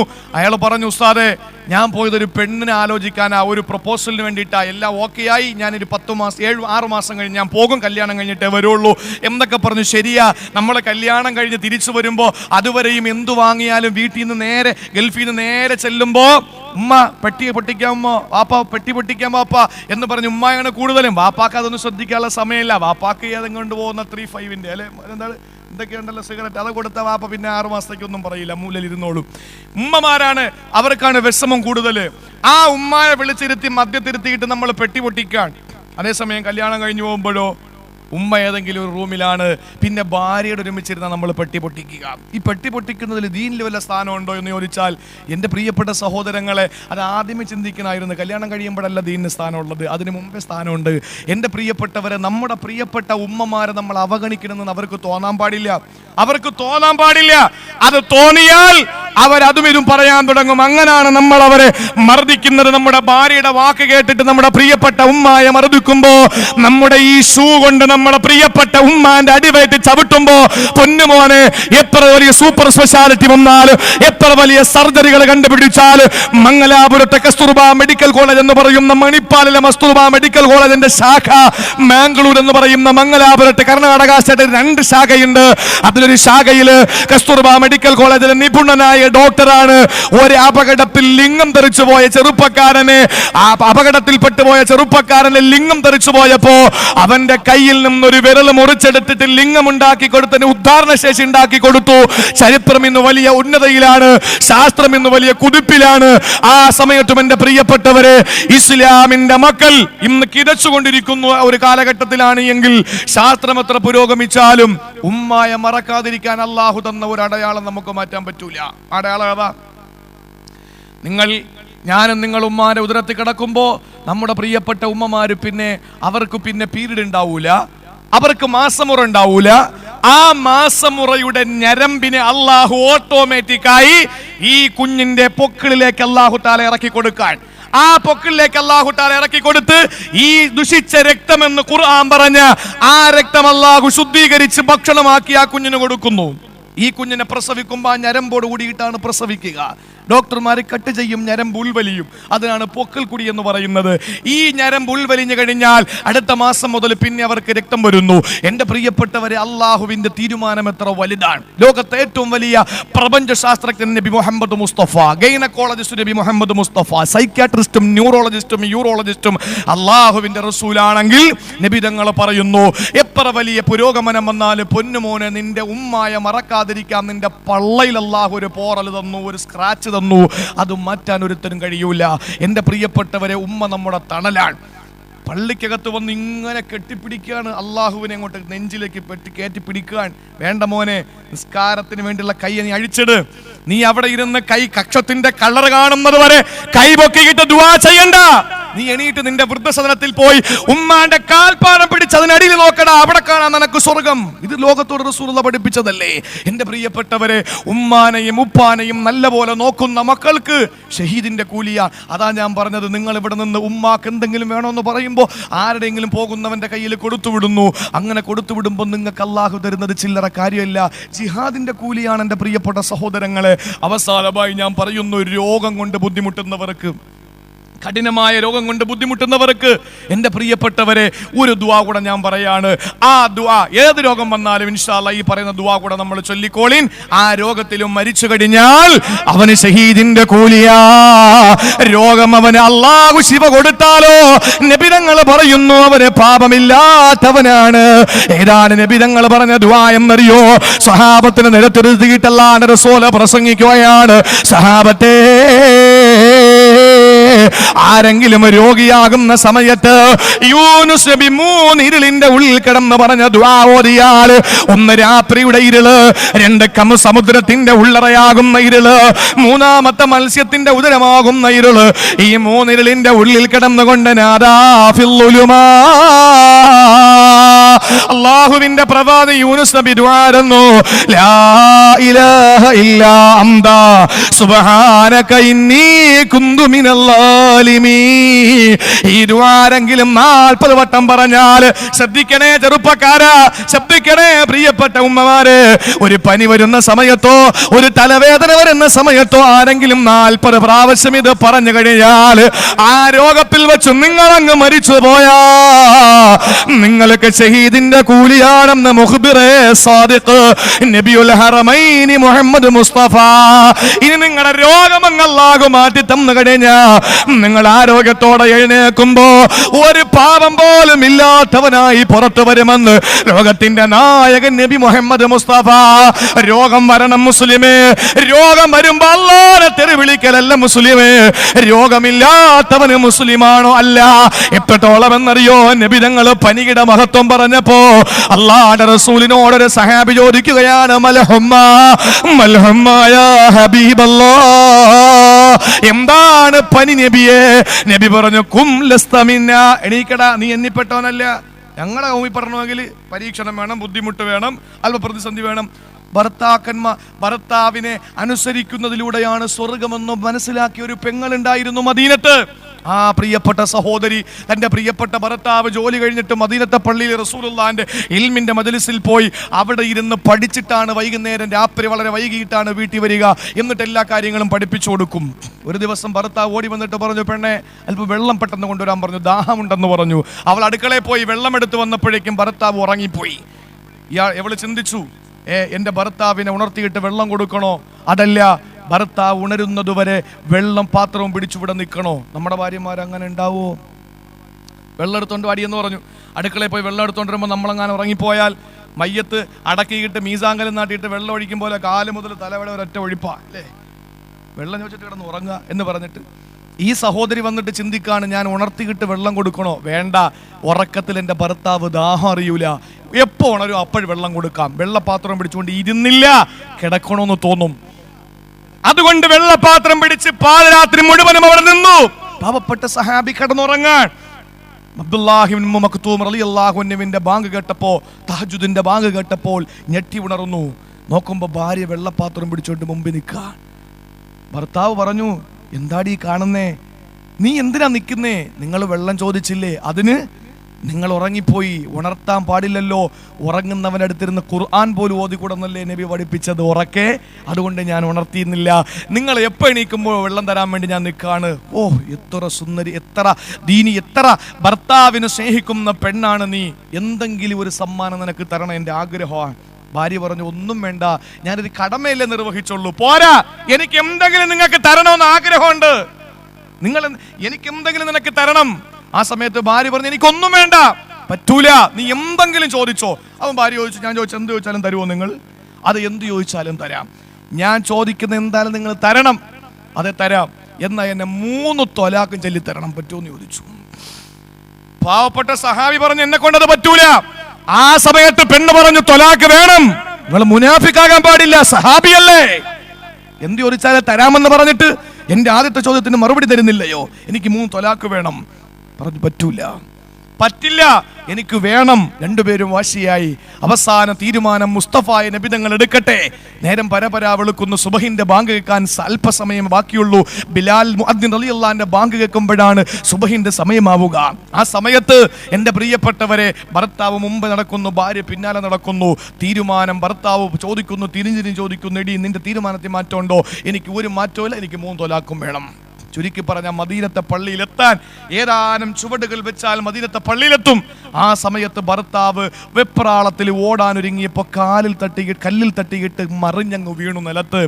ഭാര്യ ഓടിച്ചെന്ന് വാരിക്കോരി അങ്ങ് എടുത്തു. എന്നിട്ട് തടകിയിട്ട് പറഞ്ഞു നമുക്ക് വീട്ടിൽ പോവാം. ഭർത്താവ് പറഞ്ഞു റസൂലുള്ളാഹിനെ കാണണ്ടേ? വേണ്ട, എനിക്കിനി നിങ്ങളെ മതി, എനിക്ക് നിങ്ങളെ മതി. ഒന്നും മനസ്സിലായില്ല. ആ ഭർത്താവ് ഭാര്യയുടെ കൈപിടിച്ച് വീട്ടിലേക്ക് വന്നിട്ട് ചോദിക്കുകയാണ്, എന്ത് പറ്റി പെണ്ണേ, എന്ത് പറ്റി പെണ്ണേ? ആ സമയത്താണ് ആ പെൺകുട്ടി പറഞ്ഞത്, അല്ലയോ പ്രിയപ്പെട്ടവനെ, നിങ്ങൾ 2-3 ആഴ്ചയ്ക്ക് മുമ്പ് എന്നോട് പറഞ്ഞല്ലോ, അള്ളാഹുവിന്റെ റസൂൽ പറഞ്ഞതായിട്ട് നിങ്ങൾ എന്നെ പഠിപ്പിച്ചല്ലോ, അള്ളാഹുവിന് ആരോടെങ്കിലും സ്നേഹമുണ്ടെങ്കിൽ അവന് പരീക്ഷണങ്ങൾ കൊടുക്കുമെന്ന്. അള്ളാഹുവിന് ഒരാളെ ഇഷ്ടപ്പെട്ട് അള്ളാഹുവിന് പരീക്ഷണങ്ങൾ കൊടുക്കുമെന്ന് പറഞ്ഞല്ലോ. ഇത്രയും നാളെ നിങ്ങളുടെ ഭാര്യാപനം ചുമന്ന് ഞാൻ ജീവിക്കുന്നു. പക്ഷേ ഇന്ന് വരെ നിങ്ങൾക്കൊരു പനി പോലും വന്നിട്ടില്ല, ഒരു തലവേദന പോലും ജലദോഷം പോലും വന്നിട്ടില്ല. ഞാൻ മനസ്സിലാക്കി നിങ്ങൾ അള്ളാഹുവിന് ഒരു സ്നേഹവുമില്ലെന്ന്. അള്ളാഹ് ഇഷ്ടപ്പെടാത്ത നിങ്ങളെ എന്തിനാ ഞാൻ ഭർത്താവായിട്ട് കൊണ്ട് നടക്കുക? എനിക്ക് നിങ്ങളെ വേണ്ടെന്ന തീരുമാനമാണ്. പിന്നെ അവസാനം മദീനത്തെ പള്ളി എത്തുന്നതിന് മുമ്പ് നിങ്ങൾ കല്ലിൽ തട്ടിയൊന്ന് മറിഞ്ഞു വീണല്ലോ.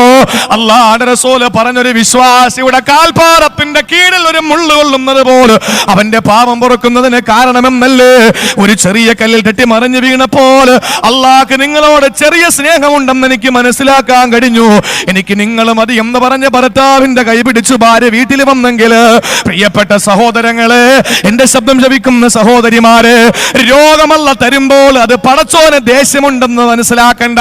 അല്ല ഇഷ്ടപ്പെട്ടതിന്റെ അടയാളം അവന് പരീക്ഷണങ്ങൾ കൊടുക്കുമെന്നാണ്. ഏറ്റവും ഇഷ്ടപ്പെട്ടവർക്കല്ല പരീക്ഷണങ്ങൾ കൊടുക്കുമെന്നാണ്. ഏതൊക്കെയാണോ അവന്റെ ദൗർബല്യം അല്ലാതെ പരീക്ഷിക്കുമെന്നാണ്. സഹോദരങ്ങളെ, നബി തങ്ങളുടെ പ്രിയപ്പെട്ട പൊന്നുമക്കളെ തിരിച്ചെടുത്തു. അല്ലാഹുവിന്റെ റസൂലിന് മക്കൾ വലിയ പ്രിയമായിരുന്നു. ആദം നബിയുടെ പൊന്നുമോന് കാബീൽ നല്ല മോനാണ്. ഹാബീൽ ആണെങ്കിലോ നല്ല മോനാണ്. കാബീൽ പിഴച്ച മോനാണ്. കാബീലിനെ അല്ലാഹു തആല കൈകൊണ്ട് ഹാബീൽ എന്ന നല്ല മോനെ തിരിച്ചെടുത്തു. അല്ലാഹ് ഈമാൻ പരിശോധിച്ചു. ഇബ്രാഹിം നബിക്ക് അല്ലാഹു ജീവിതത്തിന്റെ സായസന്ധിയിൽ മോനെ കൊടുത്തു. അവസാനം അല്ലാഹു തആല ആ മോനോട് വാത്സല്യം കൂടിയപ്പോൾ അല്ലാഹ് തിരിച്ചെടുക്കാൻ വേണ്ടി അറുക്കാൻ പറഞ്ഞു. യാക്കൂബ് നബി അലൈഹിസ്സലാത്തു വസ്സലാമിന് 2 പൊന്നുമക്കളോടാണ് സ്നേഹം, യൂസുഫും ബിന്യാമീനും. അല്ലാഹു തആല ആ 2 പൊന്നുമക്കളെ ഒന്ന് തിരിച്ചു പിടിച്ചു. ഈമാൻ പരിശോധിക്കാ. അതുകൊണ്ട് നമുക്ക് അല്ലാഹു ചെറിയ ചെറിയ പരീക്ഷണങ്ങൾ തരുന്നത് പ്രിയപ്പെട്ടവരെ നമ്മുടെ ഈമാന്റെ പരിശോധനയ്ക്കാണ്. അല്ലാഹു നമുക്കതിൽ വിജയം തരട്ടെ. ആ പരീക്ഷണങ്ങളിൽ വിജയിക്കാനുള്ള ഭാഗ്യമല്ല തരട്ടെ. ഒരു ചെറിയ പനിയിലോ ഒരു രോഗത്തിലോ ആണല്ല പരീക്ഷിക്കുന്നതെങ്കിൽ ആ സമയം ഞാൻ നിങ്ങൾ പറയേണ്ടത് ലാ ഇലാഹ ഇല്ലാ അന്ത സുബ്ഹാനക ഇന്നി കുന്തു മിനൽ ളാലിമീൻ എന്ന് 40 വട്ടം പറഞ്ഞു കഴിഞ്ഞ ആ രോഗത്തിൽ നീ അങ്ങ് മരിച്ചു പോയാ നീ രക്ഷപ്പെട്ട് ഷഹീദിന്റെ കൂലിയ. ഇനി നീ പിഴച്ചാലോ, നിനക്ക് രോഗം മാറി ആരോഗ്യത്തോടെ എഴുന്നേറ്റാലോ, നിനക്ക് അതിനേക്കാളും വലിയ ബമ്പർ സമ്മാനമാണ്. അതുവരെയുള്ള പാപങ്ങളല്ല പുറത്തു തന്നു. ഇനി നല്ലോണം ജീവിച്ചാൽ മതി. അള്ളാഹു തൗഫീഖ് നൽകട്ടെ. നാളെ പരിഭ്രാന്തിയോടെ പരലോകത്തേക്ക് എന്ന വിഷയവുമായി കൃത്യം 8:30 മണിക്ക് ഇൻഷാ അല്ലാഹ് നമുക്ക് ഇതിലും വലിയൊരു ജനക്കൂട്ടവുമായി നമുക്ക് വീണ്ടും അഭിസംബോധന ചെയ്യണം. അള്ളാഹു തൗഫീഖ് നൽകി അനുഗ്രഹിക്കുമാറാവട്ടെ. നിങ്ങൾ ഇൻഷാ അല്ലാഹ് നിങ്ങളുടെ നാവ് കൊണ്ട് ഇനി വരാത്തവരുടെ മുമ്പിൽ പറഞ്ഞ് ഇൻഷാ അല്ലാഹ് നാളത്തെ ആ സദസ്സിൽ കൂടെ നിങ്ങൾ ആളുകളെ ഒന്ന് ഒരുമിച്ച് കൂട്ടണം. നമുക്ക് പെട്ടെന്ന് 5 മിനിറ്റ് കൊണ്ട് ദുആ ചെയ്ത് നമുക്ക് പിരിയണം. എല്ലാവരും എഴുന്നേറ്റ് നിൽക്ക്. മകൾക്ക് വിവാഹാലോചന നടക്കുന്നു, ഖൈറായ നടക്കാൻ വേണ്ടി ദ്വാരക്കണം. റബ്ബി നീലിമ അൻസൽത ഇലയ്യ മിൻ ഖൈരിൻ ഫഖീർ. ആ ദുആ ആ മകളുടെ അടുത്ത് ചൊല്ലാൻ പറയുക. അതുപോലെ മദ്രസ വിട്ട് വരുമ്പോൾ വാഹന അപകടത്തിൽപ്പെട്ട് കാലിന് വൈകല്യമുള്ള ഭാര്യയുടെ അനുജത്തിയുടെ ഒരു വൈകല്യമുള്ള കുട്ടിക്ക ദ്വാരക്കണം. അതുപോലെ ഭാര്യയുടെ അനുജത്തിയുടെ വിവാഹം എളുപ്പമാകാൻ വേണ്ടി പ്രാർത്ഥിക്കണം. 5 വർഷമായി മക്കളില്ല. ഡോക്ടർമാർ പറഞ്ഞ കുഴപ്പമില്ലെന്നാണ്. ദുആ ഇറക്കണം സന്താന സൗഭാഗ്യത്തിന് വേണ്ടി. ആ സഹോദരങ്ങളെ റബ്ബിലാ തദർനി ഫർദൻ വാന്ത ഖൈറുൽ വാരിസീൻ, ആ ദുആ പതിവാക്കണം. ഒരാളുടെ ഉപ്പ അല്ലേ സീരിയസ് ആയി ഹോസ്പിറ്റലിലാണ്, പ്രത്യേകം ദ്വാരക്കാൻ വേണ്ടി അറിയിച്ചിട്ടുണ്ട്. ഇതുപോലെ പറയാൻ പറ്റാത്ത വിഷമങ്ങൾ നാട്ടിലുള്ള ഒരുപാട് സഹോദരങ്ങളായി എൻ്റെ മുമ്പിൽ നിൽക്കുന്നത്. അവര് ഉള്ളിൽ വിഷമമുള്ളപ്പോഴും പുറമെ ചിരിക്കുന്നവരാണ്. അല്ലാഹു തആല എൻ്റെ പ്രിയപ്പെട്ട സഹോദരങ്ങളെ നമ്മുടെ ഈ ദുആയുടെ ബറക്കത്ത് കൊണ്ട് അല്ലാഹു തആല നമ്മുടെ കുടുംബത്തിലുള്ള എല്ലാവരുടെ രോഗങ്ങൾ അല്ലാഹു മാറ്റട്ടെ. ആത്മാർത്ഥമായിട്ട് ആമീൻ പറഞ്ഞോളി. അൽഹംദുലില്ലാഹി റബ്ബിൽ ആലമീൻ. അല്ലാഹുമ്മ സ്വല്ലി അലാ സയ്യിദിനാ മുഹമ്മദിൻ വഅലാ ആലി സയ്യിദിനാ വമൗലാനാ മുഹമ്മദ്. അല്ലാഹുവേ കരുണക്കടലായ പടച്ചവനെ, കാരുണ്യവാനായ അല്ലാഹ്, ലോകത്തുള്ള ലക്ഷോപലക്ഷം ജനങ്ങളെ പക്ഷപാതമില്ലാതെ രക്ഷിക്കുന്ന ശിക്ഷിക്കുന്ന രക്ഷക, ഞങ്ങൾ പാപികളാണ്, ദോഷികളാണ്, അപരാധികളാണ്, തെമ്മാടികളാണ്, ആഭാസത്തരം കാണിക്കുന്നവരാണ്. തമ്പുരാനെ, നിന്റെ അടിമകൾ ഏറ്റവും നിന്നരാണ്, നീചരാണ്, നികൃട്ടരാണ്, വൃത്തികെട്ടവരാണ്, പാപികളാണ്. പടച്ചവനെ അല്ലാഹുവേ തമ്പുരാനെ, നീ തന്ന അനുഗ്രഹങ്ങൾ ആവോളം നക്കി നുണഞ്ഞുകൊണ്ട് ആസ്വദിച്ചുകൊണ്ട് അനുഭവിച്ചുകൊണ്ട് നീ പാടില്ല എന്ന് പറഞ്ഞത് മുഴുവനും വാരിക്കൂട്ടി ചെയ്യുന്നവരാണ് തമ്പുരാനെ. അല്ലാഹുവേ തമ്പുരാനെ, ഞങ്ങൾ ധിക്കാരികളാണ്. ഇതെല്ലാം പ്രവർത്തിച്ചിട്ട് പടച്ചവനെ, നിന്റെ മുന്നിലല്ലാതെ ഞങ്ങൾക്ക് വരാൻ വേറെ വഴികളില്ല. അല്ലാ, നിന്റെ മുന്നിലല്ലാതെ വരാൻ ഞങ്ങൾക്ക് വേറെ അവലംബമില്ല തമ്പുരാനെ.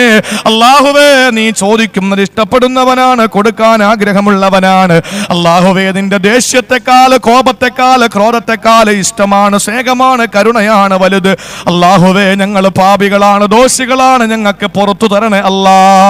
അല്ലാഹുവേ, ഞങ്ങളുടെ ഉമ്മമാര്, ഉപ്പമാര്, ഭാര്യമാര്, സന്താനങ്ങള്, സഹോദരങ്ങള്, ഉസ്താദുമാര്, വേണ്ടപ്പെട്ടവര്, സഹായികള്, ഞങ്ങളെ സഹായിച്ചവര്, അല്ലാഹുവേ ദുആ കൊണ്ട് വസിയത്ത് ചെയ്തവർ, ഇവിടെ ഒരുമിച്ചുകൂടിയവർ, ഇതിന്റെ സംഘാടകർ, ഇവിടെ വേണ്ടപ്പെട്ടവര്, അല്ലാഹുവേ ഞങ്ങളെന്ന് സംഭവിച്ച എല്ലാ പാപങ്ങളും നീ പൊറുക്കണേ അല്ലാ. ഇനിയുള്ള ജീവിതം പാപമില്ലാത്തതാക്കണേ തമ്പുരാനെ. അല്ലാഹുവേ, ഹറാമ് ഞങ്ങളുടെ പള്ളയിൽ പോകേണ്ട അവസ്ഥ വരുത്തല്ല നാഥാ. അല്ലാഹുവേ, ഹറാമ് ചെയ്യേണ്ട അവസ്ഥ വരുത്തല്ലേ അല്ലാ. ഹറാമിലേക്ക് നടന്ന് പോകേണ്ട അവസ്ഥ വരുത്തല്ല തമ്പുരാനെ. ഹറാമ് കാണേണ്ട, കേൾക്കേണ്ട, രുചിക്കേണ്ട, മണക്കേണ്ട അവസ്ഥ വരുത്തല്ലേ അല്ലാ.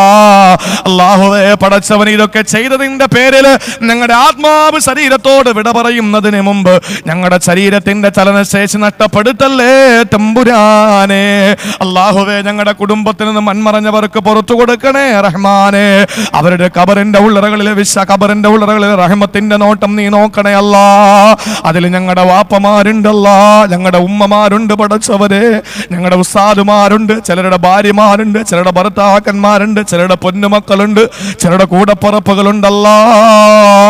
അല്ലാഹുവേ, സന്തോഷത്തോടെ യാത്രയാക്കുമ്പോഴും വാപ്പ, ഉമ്മ, അതുപോലെ ബന്ധുമിത്രാദികളെ യാത്രയാക്കിയിട്ട് അല്ലാഹുവേ മരണപ്പെട്ടു എന്ന വാർത്ത കേൾക്കുമ്പോൾ മടങ്ങിപ്പോകാൻ കഴിയാതെ നീറുന്ന മനസ്സോടെ പൊട്ടിക്കരഞ്ഞു പോയ സഹോദരങ്ങൾ എന്റെ മുമ്പിലുണ്ട് തമ്പുരാനെ. അല്ലാഹുവേ, വരുന്ന വഴിക്കണ്ണ് നോക്കിയിരിക്കുന്ന വാപ്പയും ഉമ്മയും അല്ലാഹുവേ ഇനി ചെല്ലുമ്പോ വഴിക്കണ്ണ് നോക്കാനില്ല. അല്ലാഹുവേ, ആരടി മണ്ണിനടിയിലാണ് തമ്പുരാനെ. മോനെ, എനിക്കും ഇത് കൊണ്ടുവന്നടാന്ന് ചോദിക്കാൻ ഉമ്മയില്ല, ഉപ്പയില്ല. അല്ലാഹുവേ, ഖബറിന്റെ ഉള്ളിലാ. അവർക്ക് നീ എല്ലാ കാര്യങ്ങളും ഖൈറിലാക്കണേ അല്ലാ. കാരുണ്യത്തോടെ ഖബറിലേക്ക് നോക്കണേ അല്ലാ. ഖബർ വിശാലമാക്കണേ അല്ലാ. അല്ലാഹുവേ, സ്വർഗത്തിന്റെ വിരിപ്പ് നീ വിരിക്കണേ അല്ലാ. ഭക്ഷണപാനീയം നീ കൊടുക്കണേ അല്ലാ. സ്വർഗത്തിന്റെ വാതിൽ തുറക്കണേ അല്ലാ. സ്വർഗത്തിന്റെ പരിമളം നീ അടിപ്പിക്കണേ അല്ലാ. അല്ലാഹുവേ, അവരെയും ഞങ്ങളെയും നിന്റെ അനുഗ്രഹീതമായ സ്വർഗത്തിൽ ഒരുമിച്ച് കൂട്ടണേ അല്ലാ. അല്ലാഹുവേ, ഞങ്ങളുടെ പ്രിയപ്പെട്ട പൊന്നുമക്കൾക്ക് നീ ആഫിയത്ത് കൊടുക്കണേ അല്ലാ. അല്ലാഹുവേ, പഠിക്കാൻ പോകുന്ന ഞങ്ങളുടെ മക്കളാണ് പടച്ചവനെ. അപകടങ്ങൾ പെരുക്കുന്ന കാലമാണ് റബ്ബേ. പഠിക്കാൻ പോകുന്ന മക്കൾ മടങ്ങിയെത്തുന്നത് വരെ മനസ്സിന്റെ ഉള്ളിൽ നീറ്റലാണല്ല. ആദിയാണ്, ആവലാദിയാണ്, വേവലാദിയാണ്, വിഷമമാണ്, ദുഃഖമാണ്, നൊമ്പരമാണല്ല. അല്ലാഹുവേ പടച്ചവനെ, എത്രയോ പൊന്നുമക്കളെയാണ് ചോറ് വിളമ്പി കാത്തിരിക്കുന്ന ഉമ്മമാര് മക്കളടുത്ത് വന്നില്ല എന്നറിയുമ്പോ അല്ലാഹുവേ പടച്ചവരെ TV ഓണാക്കുമ്പോ എത്രയോ പൊന്നുമക്കളാ ഒരു തുള്ളി വെള്ളം കുടിക്കാനില്ലാതെ. അല്ലാഹുവേ, അതല്ലെങ്കിൽ എത്രയോ പൊന്നുമക്കളാണ് പടഞ്ഞു മരിക്കുന്നത് കാണുന്നത്. അല്ലാഹുവേ, ഞങ്ങളുടെ പൊന്നുമക്കളെ ആ ഒരു അപകടത്തിൽ പെടുത്തല്ല റബ്ബേ. വിട്ടില് പോലെ ഓടി നടക്കുന്ന ഞങ്ങളുടെ പൊന്നുമക്കളാണ്. എന്ന് വിളിച്ചാലും എപ്പോ വിളിച്ചാലും വരുന്നത് ചോദിക്കുന്ന മക്കളാ. അല്ലാഹുവേ പടച്ചവനെ, എനിക്ക് ഇന്നത് വേണമെന്ന് പറയുന്ന പൊന്നുമക്കളാ. അല്ലാഹുവേ, ഞങ്ങളത് കൊണ്ട് ചെല്ലുമ്പോ കൈനീട്ടി വാങ്ങാനില്ലാതെ അല്ലാഹുവേ ഞങ്ങളുടെ കൺമുമ്പിൽ ഞങ്ങളുടെ പൊന്നുമക്കളെ നീ മരിപ്പിക്കല്ലേ റഹ്മാനെ.